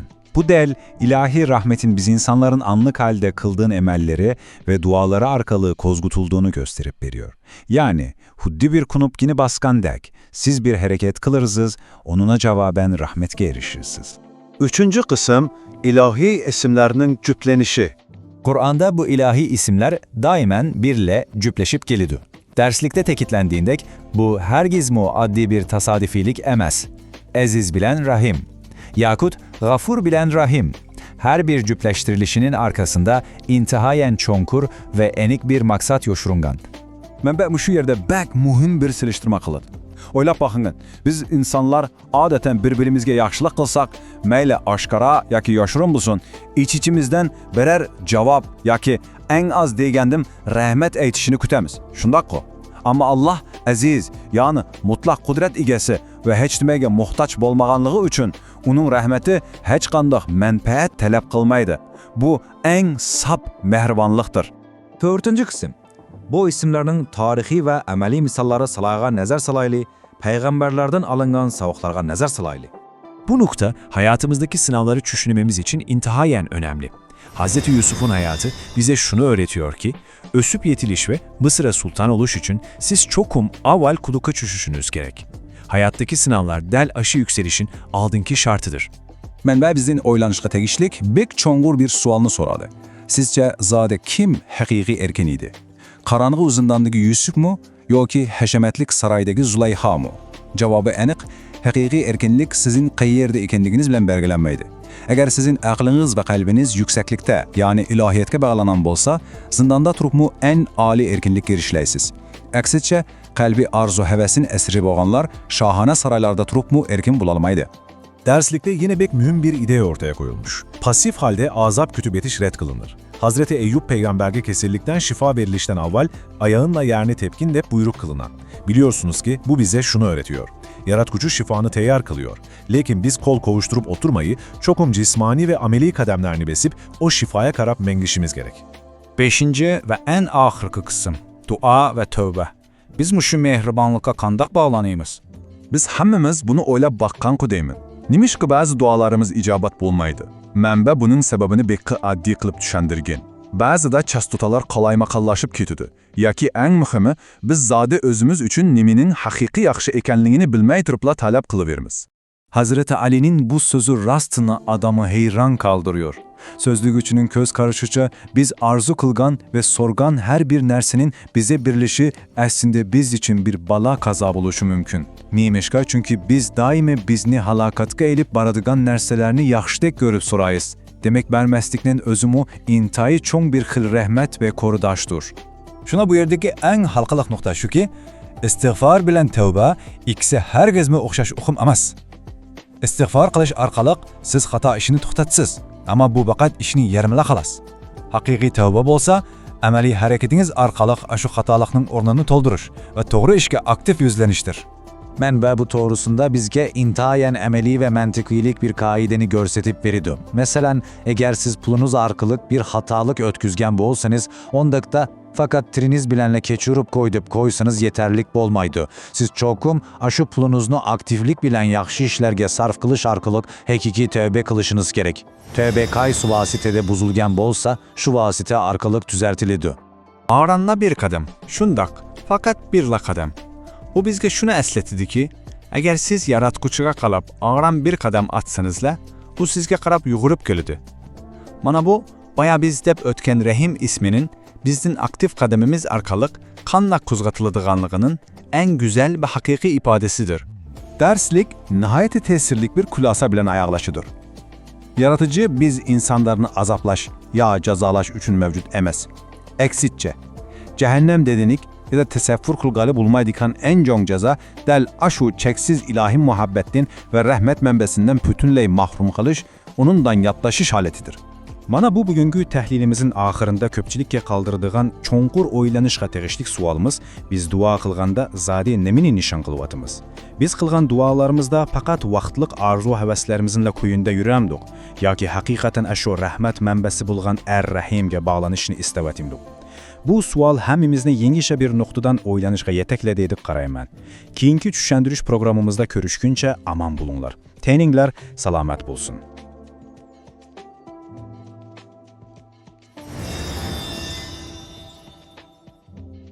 Assalomu alaykum ko'pchilik. Bugungi yangi analizimizga xush kelibsizlar. Men bugun sizlar bilan tilshunoslik va falsafa nuqtasidan haqiqatan ham intayin chunqur ham hayron qolarlik bir safarga chiqmoqchiman. Biz bugun Er-Rahim, ya'ni rahim shafqatning ichki mexanizmi to'g'risidagi o'qimni tafsiliy ko'rib chiqamiz. Bilasizlar, bu faqatla oddiy bir so'z emas, balki cheksizlik bilan cheklik bo'lgan inson orasidagi bir ko'vrik. Ma'qul, ginimsa temaga kirishaylik. Bugungi muzokara asosimiz xuddi bir hayratiga o'xshaydi. Birinchi cheksizlikka tutishadigan arg'imchi, andan Rahman va Rahim silishtirmasi. Uningdan keyin Rahim shafqatining mexanizmi. Rahimning nima uchun qizinish emasligi, quduq orqali mangish musofiyasi va oxirida oliy Rahim shafqat va kechirim to'g'risida to'xtalamiz. Qisqasi, eng abstrakt cho'ng o'qimlardan tortib, toki kundalik hayotimizgacha bo'lgan bir safar bizni kutib turdi. Birinchi qism cheksizlikka so'zilgan arg'imchi. Shuni bir o'ylab boqinglar. Biz o'zimizning cheklik aqlimiz bilan cheksizlikni qanday tushunalaymiz? Manbadagi o'xshatish bak joyida kelgan juma. Inson aqli xuddi bir qorong'i quduqning tagida turgandek bir ish. Agar sirtga chiqmoqchi bo'lsangiz, sizga tomdagi tutunadigan nuqtalar kerak bo'ladi. Shundoqmi? Mana bu Asmo-ul Husna, ya'ni Allohning go'zal ismlari dal shu tutunadigan nuqtalar. U bizning cheksizlikni qovurishimiz uchun osmondan toshlab berilgan bir arg'amchi hisoblanadi. Bu yerdagi falsafiy salmoqqa haqiqatan diqqat qilishga arziydi. İnson aqli Allohning mutlaq cheksizligini to'liq qariy olmaydi. Chunki inson aqli cheklikdir. Ya'ni biz mutlaq yaratquchini o'z zoti bilan bilaolmaymiz. Biz uni faqat mushu dunyodagi, reallikdagi aks etishi orqali toniy olamiz. Shullashqa mushu ilohiy sifatlarni o'rganish va tushunish biz uchun mutlaq zaruri. Ikkinchi qism Rahman va Rahim selishtirmasi. Biz bu iki so'zni doim birga anlayırız shundaq-ku. Ammo bu yerdagi eng qiziqarli yeri shuki, Rahman shafqatining hamsila bir xil usulda ishlamaydi. Rahman shartsiz bo'lib, u ilohiy zatga bog'liq va barliq mavjudotga o'rtak. Canlıqmı, cansızmı, anlıqmı, angsızmı? Hamısına tegishli.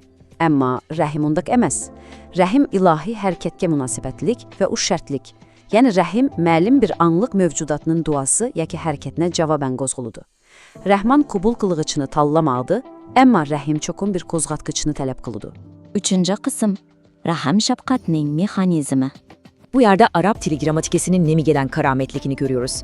Arap dilinde fail, hareket kılgıcı aktif ige, mef'ul bolsa hareketli kabul kılgıcı pasif objekt. Lekin Rahim sözünün kurulumusu acayip. Onun da hem failin hem mef'ulün minası var. Yani bu bir taraflama belirleyici nersemez. Siz Rahim şafkaka erişmekçi olursanız, özünüzün tirişçenlikli, duası yakşı emelleriniz bile onu kozgatışınız gerek. Bu del hareket ve inkaz, goyaki bir enerji almaştırış cereyanıdır. Bir o'ylanib boqinglar. 95 bu quruqli bir son emasmi? Manbada ko'rsatilgandek, Qur'onda Allohga nisbatan Rahim ismi dal 95 qitim tilga ilingan. Agar siz bismillah degilarni qo'shsangiz, u 208 qitim ko'riladi. Demak, bizning bu yerda so'zlab o'tganimiz abstrakt bir falsafa emas, balki aniq amaliy faktlarga va statistikaga tayangan bir muhokama. 4-qism Rahim shafqat qiziqinish emas. Nurg'un kishilar marhamat qilish degan boshqalarga yuqoridan turib qizinish, ich ag'ritish deb o'ylaydi. Ammo undaq emas. Haqiqiy rahim shafqat qubul qiluvchini yuksaltiradi, qat'iy kamsitmaydi. Xuddi bir onaning bolasiga bo'lgan mehr muhabbati bolani kamsitadi. Yo'q, aksincha uni o'stiraydi, tarbiyalaydi, shundaqmi? Ilohiy marhamatmi? Dal shundoq. U insonni yuksaklikka ko'taradigan bir kuch. Bu yerde yeni bir muhim nokta var. Allah'ın cezanı keçiktirişi ameliyette gazap emez, belki merhamettir. Menba buraya da iki okumu siliştiriyor. İmhal ile ihmal. İmhal, mühlet veriş. İhmal bolsa taşlap koyuş, pisent kılmazlık. Allah bendelerini taşlap koymuyor, fakat onlara mühlet veriyor. Tesevvür kılın, ot kitken oyda kattık uhlayavatkan adamı mürisiden silkip oygatış, karimakka rehimsizlik tek bilinişi mümkün, lekin aslide onu kurtukuzuş üçün kılınan sap merhamet ku, şundak esme mu. 5. qism quduq orqali mengish musofasi. Endi bu mexaniki rahmi shafqatning hayotdagi real o'rniga qarayli. Menda sizlarga shundoq bir savol bor. Sizlarcha kim haqiqiy arkanida? Zulmatlik zindonning ichidagi Yusuf payg'ambarmi yoki hashamatlik saroyning ichidagi Zuleyhami? Mana bu jismoniy arkinlik bilan ruhiy tutqunlikning farqi. Zuleyha saroyda turibmi o'z nafsining quli edi? Yusuf bo'lsa zindonning ichidami, ruhan mutlaq arkanida. Чулашқа мәнбәдіки bu söz intihayan dal aytilgan. Agar Misrga sultan bo'lgan bo'lsa, uning yo'li quduqdan o'tadi. Bu nima degan parlaq bayon har? Yusuf payg'ambarning quduqqa tashlanishi kutilmagan bir tasodifiylik emas, balki uning yuksilishini qo'zg'atadigan ochquchlik qo'zg'atquchi edi. Ya'ni pallaga yetish uchun quduq bir zaruriyat edi. Uning musafisiga qaranglar. Avval quduq, ya'ni xiyonatga chidash. Andan zindon, ya'ni poklikni va aqidani qo'g'dash. Oxirida taxt, ya'ni oliy marhamatga erishish. Amaliyotda bizning har birimizning ichimizda o'zimizga oid bir Yusuf bor. Hammamiz qochib qutulishda tegishli bir quduqni va kaynimizdan qo'g'layotgan bir Zuleyxani boshdan kechiramiz. Hamma odamning o'ziga yarasha sinig'i bor. Ayyub payg'ambarning qissasichi, Alloh uningga putungni yerga urg'in deydi. U shuncha eg'ir kasal, lekin Alloh uningga faqat yetibla marhamat kutishni emas, yerni puti bilan tupishdek bir amaliy harakatni buyuradi. Bu dal ilohiy marhamatning ishkini echish uchun kichik bo'lsa-mu bir tirishchanlik, bir amaliy harakat kerakligini isbotlaydi. Rahim shafqat mana mushunda qo'zg'iladi. 6. qism kechirim va oliy rahim shafqat. Undaqda bu marhamat bizning xatoliklarimiz bilan qanday munosabat qiladi? Manbada kechirim qilishning 3 qavati ko'rsatilgan. Afu faqat jinoyatning jazosini kechirim qilish. Saf hem jazoni kechirish, hem ogohlantirishni to'xtatish. Ammo uchinchisi, ya'ni g'afr yoki mag'firat tamoman boshqa bir saviya. U xuddi bir kino tehririning filmdagi nachar ko'rinishlarini qaychilab ilova etib, uni shunday yo'chuqsiz ulab qo'yganiga o'xshaydi. Gunoh xuddi asla yuz bermagandek tamoman o'chirilib ketadi. Mana bu marhamatning eng yuqori fillisi. Lekin diqqat qilinglar, quruq kechiring deb qo'yish bilanla ish bitmaydi. Haqiqiy tavbaning mu bir mexanizmi bor. Istig'for xatolikdan yuz o'rish bo'lsa, tavba ashu xato yo'ldan burilib, to'g'ri yo'lga yuzlanishdir. Agar siz marhamat qo'zg'atmoqchi bo'lsangiz, yomonlikqa nima safarbar qilgan bo'lsangiz, yaxshilikmi dal shuni safarbar qilishingiz kerak. Masalan, boyligingiz bilan yomonlik qilgan bo'lsangiz, boyligingiz bilan yaxshilik qilishingiz shart. Ma'lum bir narsani uning dal o'xshash miqdordagi qarshi tarafi bilan almashtirish haqiqiy tavba mushundoq bo'ladi. Mana oxirga keldik. Menda sizlarga qoldirib qo'ydigan intaay chunqur bir savol bor. Agar eng oliy rahim shafqat Parvardigor bilan bo'lgan bog'lanish va huzur deb qaralsa, undaqda haqiqiy va eng sho'ng jazo faqatla shu ilohiy marhamat va huzurdan mahrum qolish bo'lmamdi. O'ylab bakinglar, balkim azobning o'zimi mushu cheksiz muhabbat va marhamatdan qurib qolishning o'zidir. Bu nuqtani hammingizning o'ylanib boqishini umid qilaman. Bugungi analizimiz mushu yerda tamomlandi. Keyingi qaytim ko'rishguncha omon bo'linglar.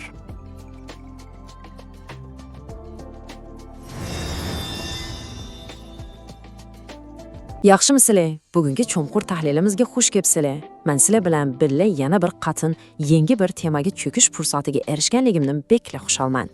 Bugun biz bir intahoyan qiymatli manbani asos qilib turib, Qur'on va islom aqidasidagi eng yadroliq, ammo balkim biz eng ko'p xato tushunib olgan bir o'qimni, ya'ni ilohiy rahmat bo'libmi Al-Rahim ismining haqiqiy mohiyatini ichib tashlaymiz. Qani, gapni ko'p qilmay, bu vosita asosiy temaga kiraylik. Hammamizning qalbida bir cho'ng'ur savol bor, shundaqmi?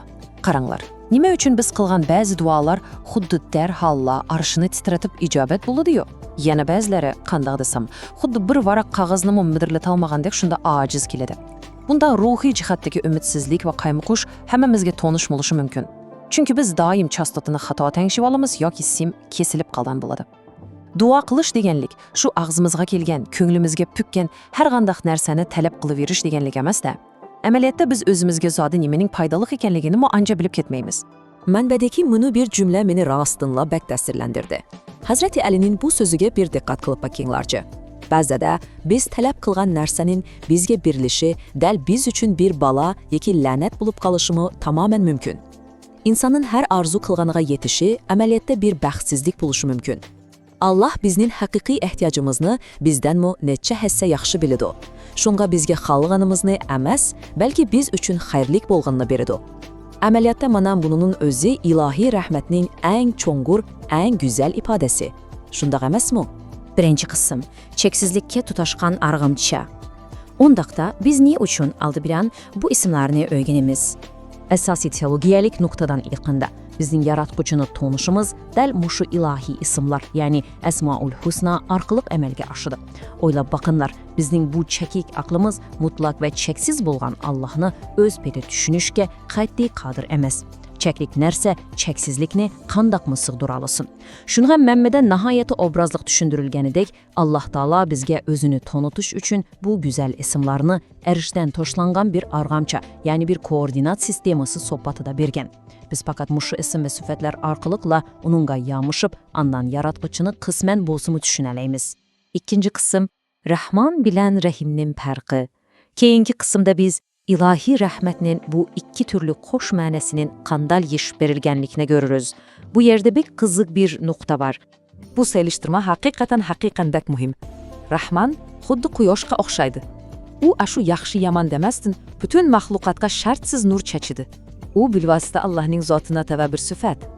Ammo Rahim undaq emas. Rahim butunlay shartlik. U bizning onglik harakatimizni, bizning tirishchanligimizni talab qiladi. Ya'ni bir og'iz so'z bilan aytganda, Rahim sifatining sizga namoyon bo'lishi siz bilan mening aktiv va amaliy qatnashishimizga bog'langan. Uchinchi qism rahmatning sharti.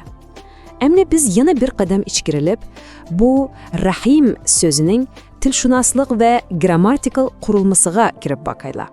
Bilislarga arab tilida vazn, ya'ni bir xil shakl qolibi degan uqum bor. Manbada alohida ta'kidlanganidek, Rahim so'zining qolibi shundoq bir alohida qolibki, u ham ega, ya'ni aktiv shakl, ham to'ldiruvchi, ya'ni passiv shakl ma'nosini tenglamirdi. Bu zodi nima degan gap? Demak, ilohiy rahmat, ya'ni Rahim o'z-o'zidan paydo bo'lib qolmaydi. U dal bir harakat inqos prinsipi bo'yicha ishlaydi. U kutib turdi. Sizin duoyingiz, sizin imoningiz va eng muhimi sizin yaxshi amallaringiz orqali qo'zg'atilishini, ya'ni uni harakatga keltirishingizni kutadi.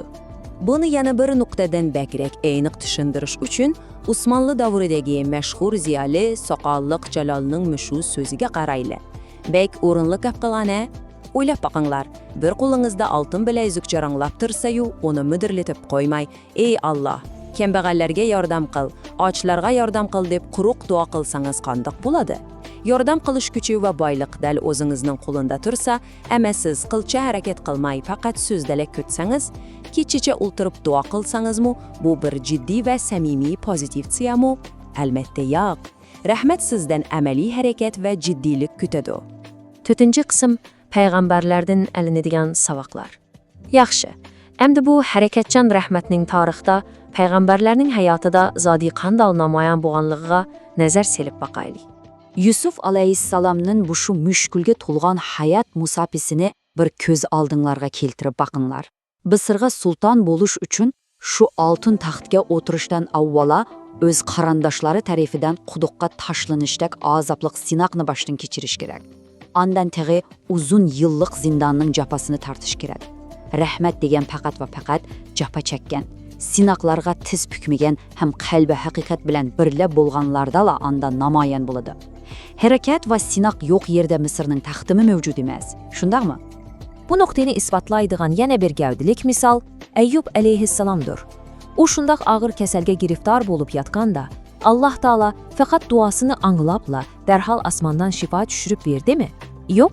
Quranda bayan qılındığında Allah onunğa eyni qılıb putun bilən yerini tepin deb buyurdu.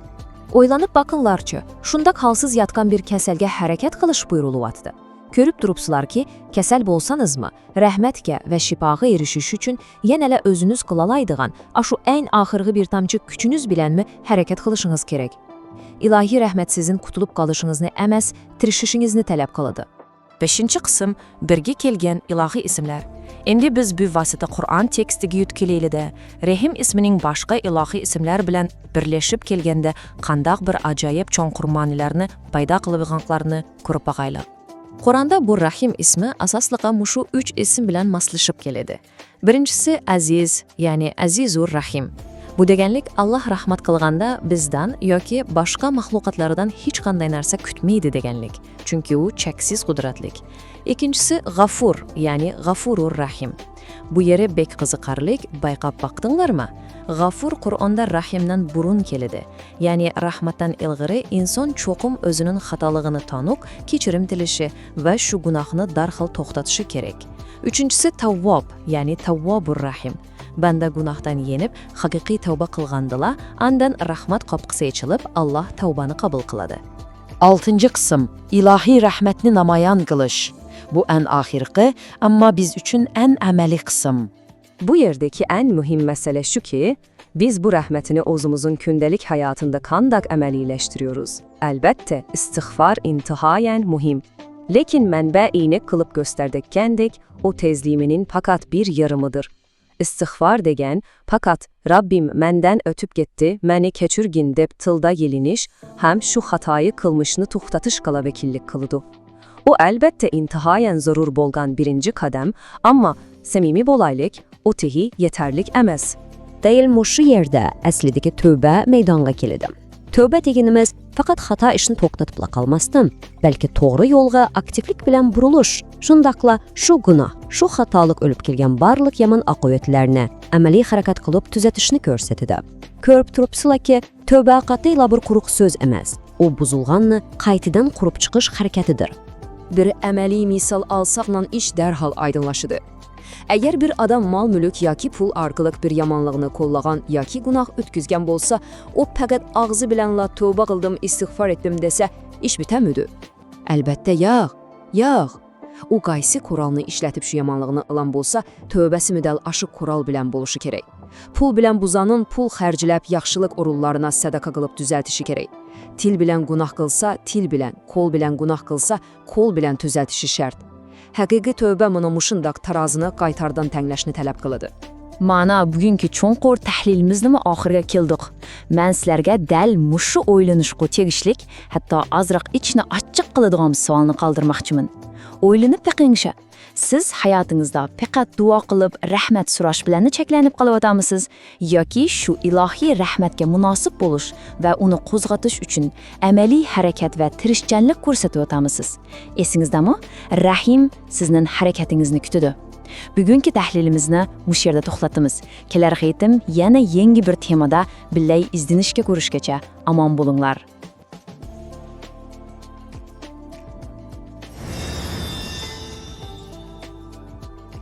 Yaxşımısızlar? Bugün biz birlikte qiyinchilik va qabul bo'lmagandek keladigan dualarning arkasındaki yoshurun rahmet üstüde izleniz. Öyleni baktınız mı? Neme için bazı dualarımız derhal icabet oluyor yu, bazıları boşlukta kapkalgandak tuyulur. Hazreti Ali aytgandak, xohlagan hamma narsaga erishish ba'zida omad emas, balki biz uchun bir ofat bo'lishi mumkin. Çünkü biz zadi nimiye en muhtacı kelikimize belmeyimiz. Kabul olmagan dualar, əməliyyatda bizni qoğdaydıgan ilahi kalkandır. Bunu çonqur düşünüş için biz Rahman ve Rahim'den ibaret iki hal rahmetinin herkine dikkat kılışımız gerek. Rahman bütünleye şərtsiz. O hiç kandak bedelak tələpsizlə, barlıq mahlukatlarga təng berildigen umumi yüzüllük mehribandarlıktır. Lekin diqqat qilin, Rahim bo'lsa shartlik. O dal sizning anlık hareketiniz arqılıqla qo'zg'atiladigan alayda rahmatdir. Yani, avval siz birinci qadamı basishingiz kerak. Chin dildan qilingan duo va yaxshi amallariniz uni darhol qo'zg'atadi. Undaqda bu hayotimizda qandoq namoyon bo'ladi? Keling buni Yusuf payg'ambarning ta'sirli qissasi orqali qurib boqaylik. Taşlanıp kalgan quduq ve karanqı zindanlar. Bularning hemmisi əməliyyatda Yusufni Misr sarayına başlap baradigan yoshurun pələmpelər idi. Bizə də sizə ağır cəzadək tuyulğan qiyinçiliklar əslində faqat sizni texmi yüksəklikə götürüş üçün orunlaşdırılğan sınaqdır xalas. Haqiqiy erkinlik nima? Qarang, Züleyha gerçi haşametlik sarayda yaşısı əməliyyatda o'z nəfsinin məhbusu idi. Yusuf bolsa tortan tam içidəm ruhan bütünlə erkin idi. Demek erkinlik ve rahmet sizin kayardılığınızda bağlı kəməz. Xullaslasak, bu rəhmətni siz qandaq qabul yersiniz? Sizce ilahi rəhmət geldiğinde cezmen onun nurunu etrafa çeçişiniz gerek.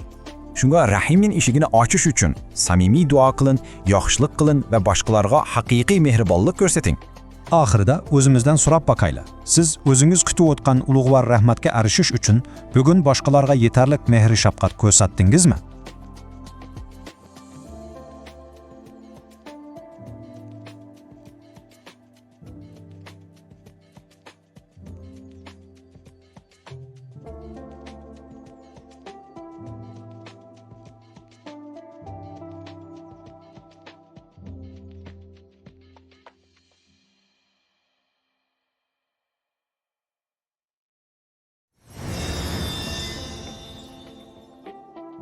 Assalamu alaykum. Bugün biz birlikte Allah'ın aktiv rahmeti bulgan El-Rahim sirrini yeşimiz. Tayyarmı?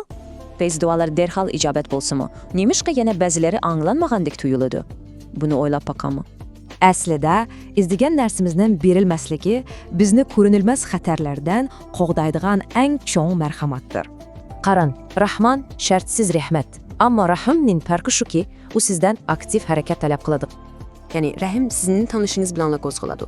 Bunun üçün aldı bilan iymon ve amal kerak. Bu alakada rahmat işikini içiş için samimi dua ve işenç bilen tuncu qadamni o'zingiz besishingiz şart.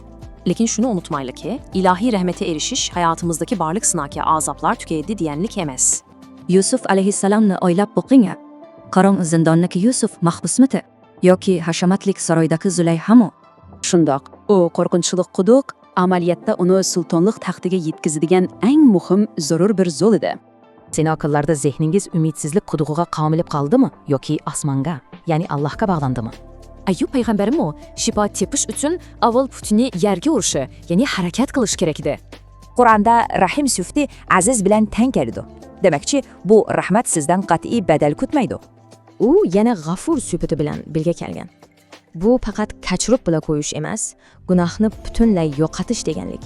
Xuddi hayotingizning kinosini qayta tahrirlagandek, g'afur sizning u xatolig'ingizni go'yoki hech qachon bo'lmagandek o'chirib o'tdi. Diqqat qiling. Istig'for faqatla xatoligini to'xtatib, til bilan kechirim so'rashni ko'rsatuvdi. Lekin haqiqiy tavba harakat talab qiladi. Siz burunqa salbiy oqibatlarni ijobiy amallar bilan almashtirishingiz lozim. Masalan, baylig'iniz arilig'ini qinoq bo'lsangiz, quruq gap yetmaydi. Shu bayliqni yaxshilik uchun ishlatishingiz kerak. Shunga haqiqiy tavba ashu tarazini tanfonlashtirish uchun qarshi tarafga aktiv holda yaxshilik qilishni talab qiladi. Allohning aktiv rahmati sizningmi aktiv inkasini kutayotdi. Qani aytingchi, bu tunji qadamni bosishga tayyormisiz?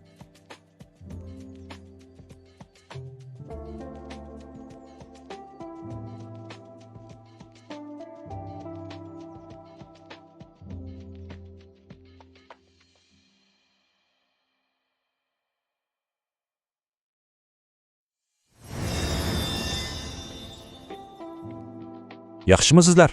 Bugün biz birlikte qiyinchilik ve qabul bo'lmagandek qiladigan dualarning orqasidagi yoshurun rahmet üstüde izleniz. Öyleni baktınız mı? Neme için bazı dualarımız derhal icabet oluyor yu, bazıları boşlukta kapkalgandak tuyulur. Hazreti Ali aytgandek, xohlagan hamma narsaga erishish ba'zida omad emas, balki biz uchun bir ofat bo'lishi mumkin. Çünkü biz zadi nimiye en muhtacı kelikimize belmeyimiz. Kabul olmagan dualar əməliyyatda bizni qoğdaydıgan ilahi kalkandır. Bunu çonqur düşünüş için biz Rahman ve Rahim'den ibaret iki hal rahmetinin herkene dikkat kılışımız gerek. Rahman bütünle yeşertsiz. O hiç kandak bedelak talepsizle barlık mahlukatlarga teng beriladigan umumi yüzüllük mehribandarlıktır. Lekin diqqat qiling, Rahim bo'lsa shartlik. O dal sizning anlık hareketiniz arqılıqla qo'zg'atiladigan alayda rahmatdir. Ya'ni, avval siz birinchi qadamni bosishingiz kerak. Chin dildan qilingan duo va yaxshi amallariniz uni darhol qo'zg'atadi. Undaqda bu hayotimizda qanday namoyon bo'ladi? Keling buni Yusuf payg'ambarning ta'sirli qissasi orqali qurib boqaylik. Tashlanib qolgan quduq va qarong'i zindonlar. Bularning hammasi amaliyotda Yusufni Misr saroyina boshlab boradigan yoshurun palampelar edi. Bizə də sizə ağır cəzadək tuyulğan qiyinçiliklər əslində faqat sizni texmi yüksəklikə götürüş üçün orunlaşdırılğan sınaqdır xalas. Haqiqiy erkinlik nima? Qarang, Züleyha gerçi haşametlik sarayda yaşısı mı, əməliyyatda o'z nəfsinin məhbusu idi. Yusuf bolsa tortan tam içinde ruhen bütünle erkin idi. Demek erkinlik ve rahmet sizin kayardılıkinizde bağlı kemez. Hullas desek, bu rahmetini siz kandak kabul yersiniz. Sizce ilahi rahmet geldiğinde cezmen onun nurunu etrafa çeçişiniz gerek. Şunga Rahim'in işigini açış üçün samimi dua kılın, yaxşılık kılın ve başkalarga haqiqiy mehribanlık görsetin. Ahırda özümüzden sorap bakayla. Siz özünüz kütüp otkan ulug'var rahmatga erishish üçün bugün başkalarga yeterlik mehri şapkat ko'rsatdingiz mi?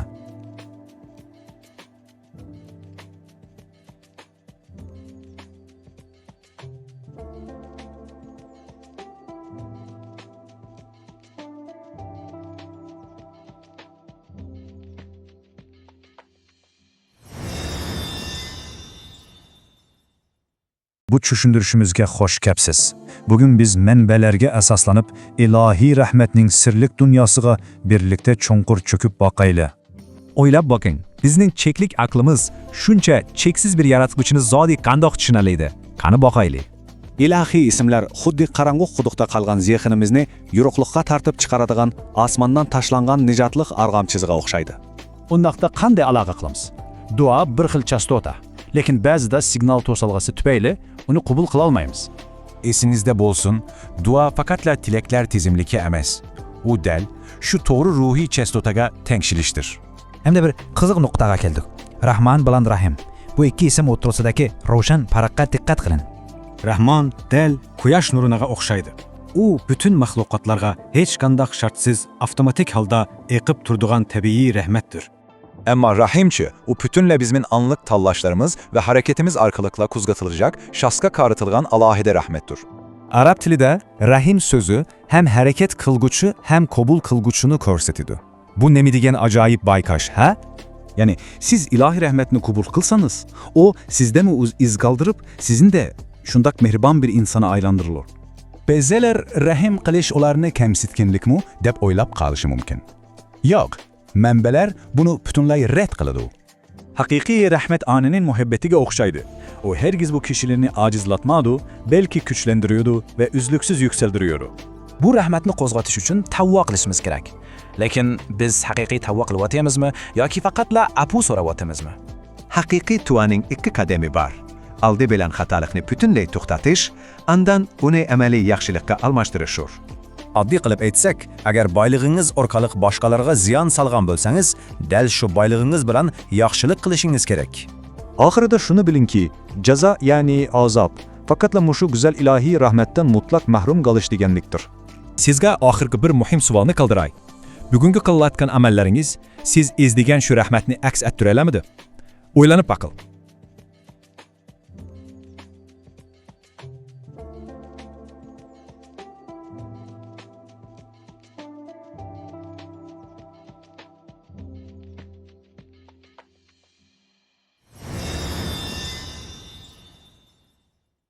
Mustafa İslamoğlu'nun Er-Rahim to'g'risidagi ajoyib tahliliga xo'sh kelibsiz. Qani, bu chungur temaga birlashib bag'ayli. O'ylab baqing, nima uchun ba'zi duolar go'yo arshni titratadi, yana ba'zilari qabul bo'lmaydi? Qiziqarlik shundoqmi? Bunun sirrini yashish uchun oldi bilan Allohning rahmatining zodi qandoq ishlaydiganligini tushunishimiz bek muhim. Birinchi qism. Gapni Esmaul Husna, ya'ni Allohning go'zal ismlaridan boshlayali. Er-Rahim faqatla bir ism emas. U bizning harakatimiz ve tirishchanligimiz bilan qo'zg'atiladigan aktiv rahmat. Bu isimlar go'yo qarong'i quduqqa tashlangan arg'amchiga o'xshaydi. Cheklik aqlimiz uningsiz bu cheksizlikni qandoqmi tushunsin? İkinci qism. Dua qilish va uning ijobat bo'lishi haqida to'xtalaymiz. Duayımız anlanmasa, belki xato radio chastotosini da doğrulab qalmışımız mümkün. Chastotini doğrulash gerek. Hazreti Ali aytgandek, qabul bo'lmagan dua bir jazo emas, aksicha en cho'nqur g'adash va rahmatdir. Üçüncü qism. Mana hamda Rahman bilan Rahim o'rtasidagi bekla nazuk, ammo muhim farqqa keldik. Rahman, hemmege ortak şartsız mehribanlık, Rahim bulsa fakat bizim emel hareketimizi arkalık kolga keledigan alahide rahmek. Demek, El-Rahim'le kuzatış üçün, siz aldı bilen iman ve emeli hareketiniz bilen kadem basışınız şart. 7-ci qism. Bu erketlik rahmetini biz peygamberlerinin eğir sınaklardan bök eğnek görüleysek. Yusuf aleyhisselam'ın kuduktan tartıp sultanlık kıça bolgan capalık günleri emeliyette şu ilahi rahmetinin pelempiheyi idi. Buduk hergiz mucize emas, belki u çoğum ötüşke tegişlik, yükselişinin deslepki bekiteydi. Ayyub aleyhisselam u faqat kutib turmagan. U Putinni yerga urgan. Biz mu şifolik rahmatni qo'zg'atish uchun harakatlanishimiz kerak. 5. kısım. Emdi günah, mağfiret ve rahimin bizim kemçiliklerimiz bilen kandak bağlanganlığına garayalı.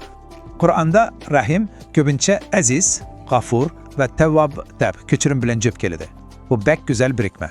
Samimiy tavba degan, nemida xatolashgan bo'lsak, dal shuni ishlatib, qaytadan yaxshilik yaratish deganlikdir. 6. kısım. Ahırda bu ilahi rahmetinin ne kadar çeksiz ve heyvetlik ekenligini his qilib boqayli. Rahmet qilish sizni kichik ko'rganlik emas. U xuddi onaning mehridek ruhingizni yuksaltiradigan eng ulug' kuch. Rahimning rahmeti sizni kütvatıdı. Undaqda bugün şu argamçını tutuş üçün kandak ameli qadam bossizsiz.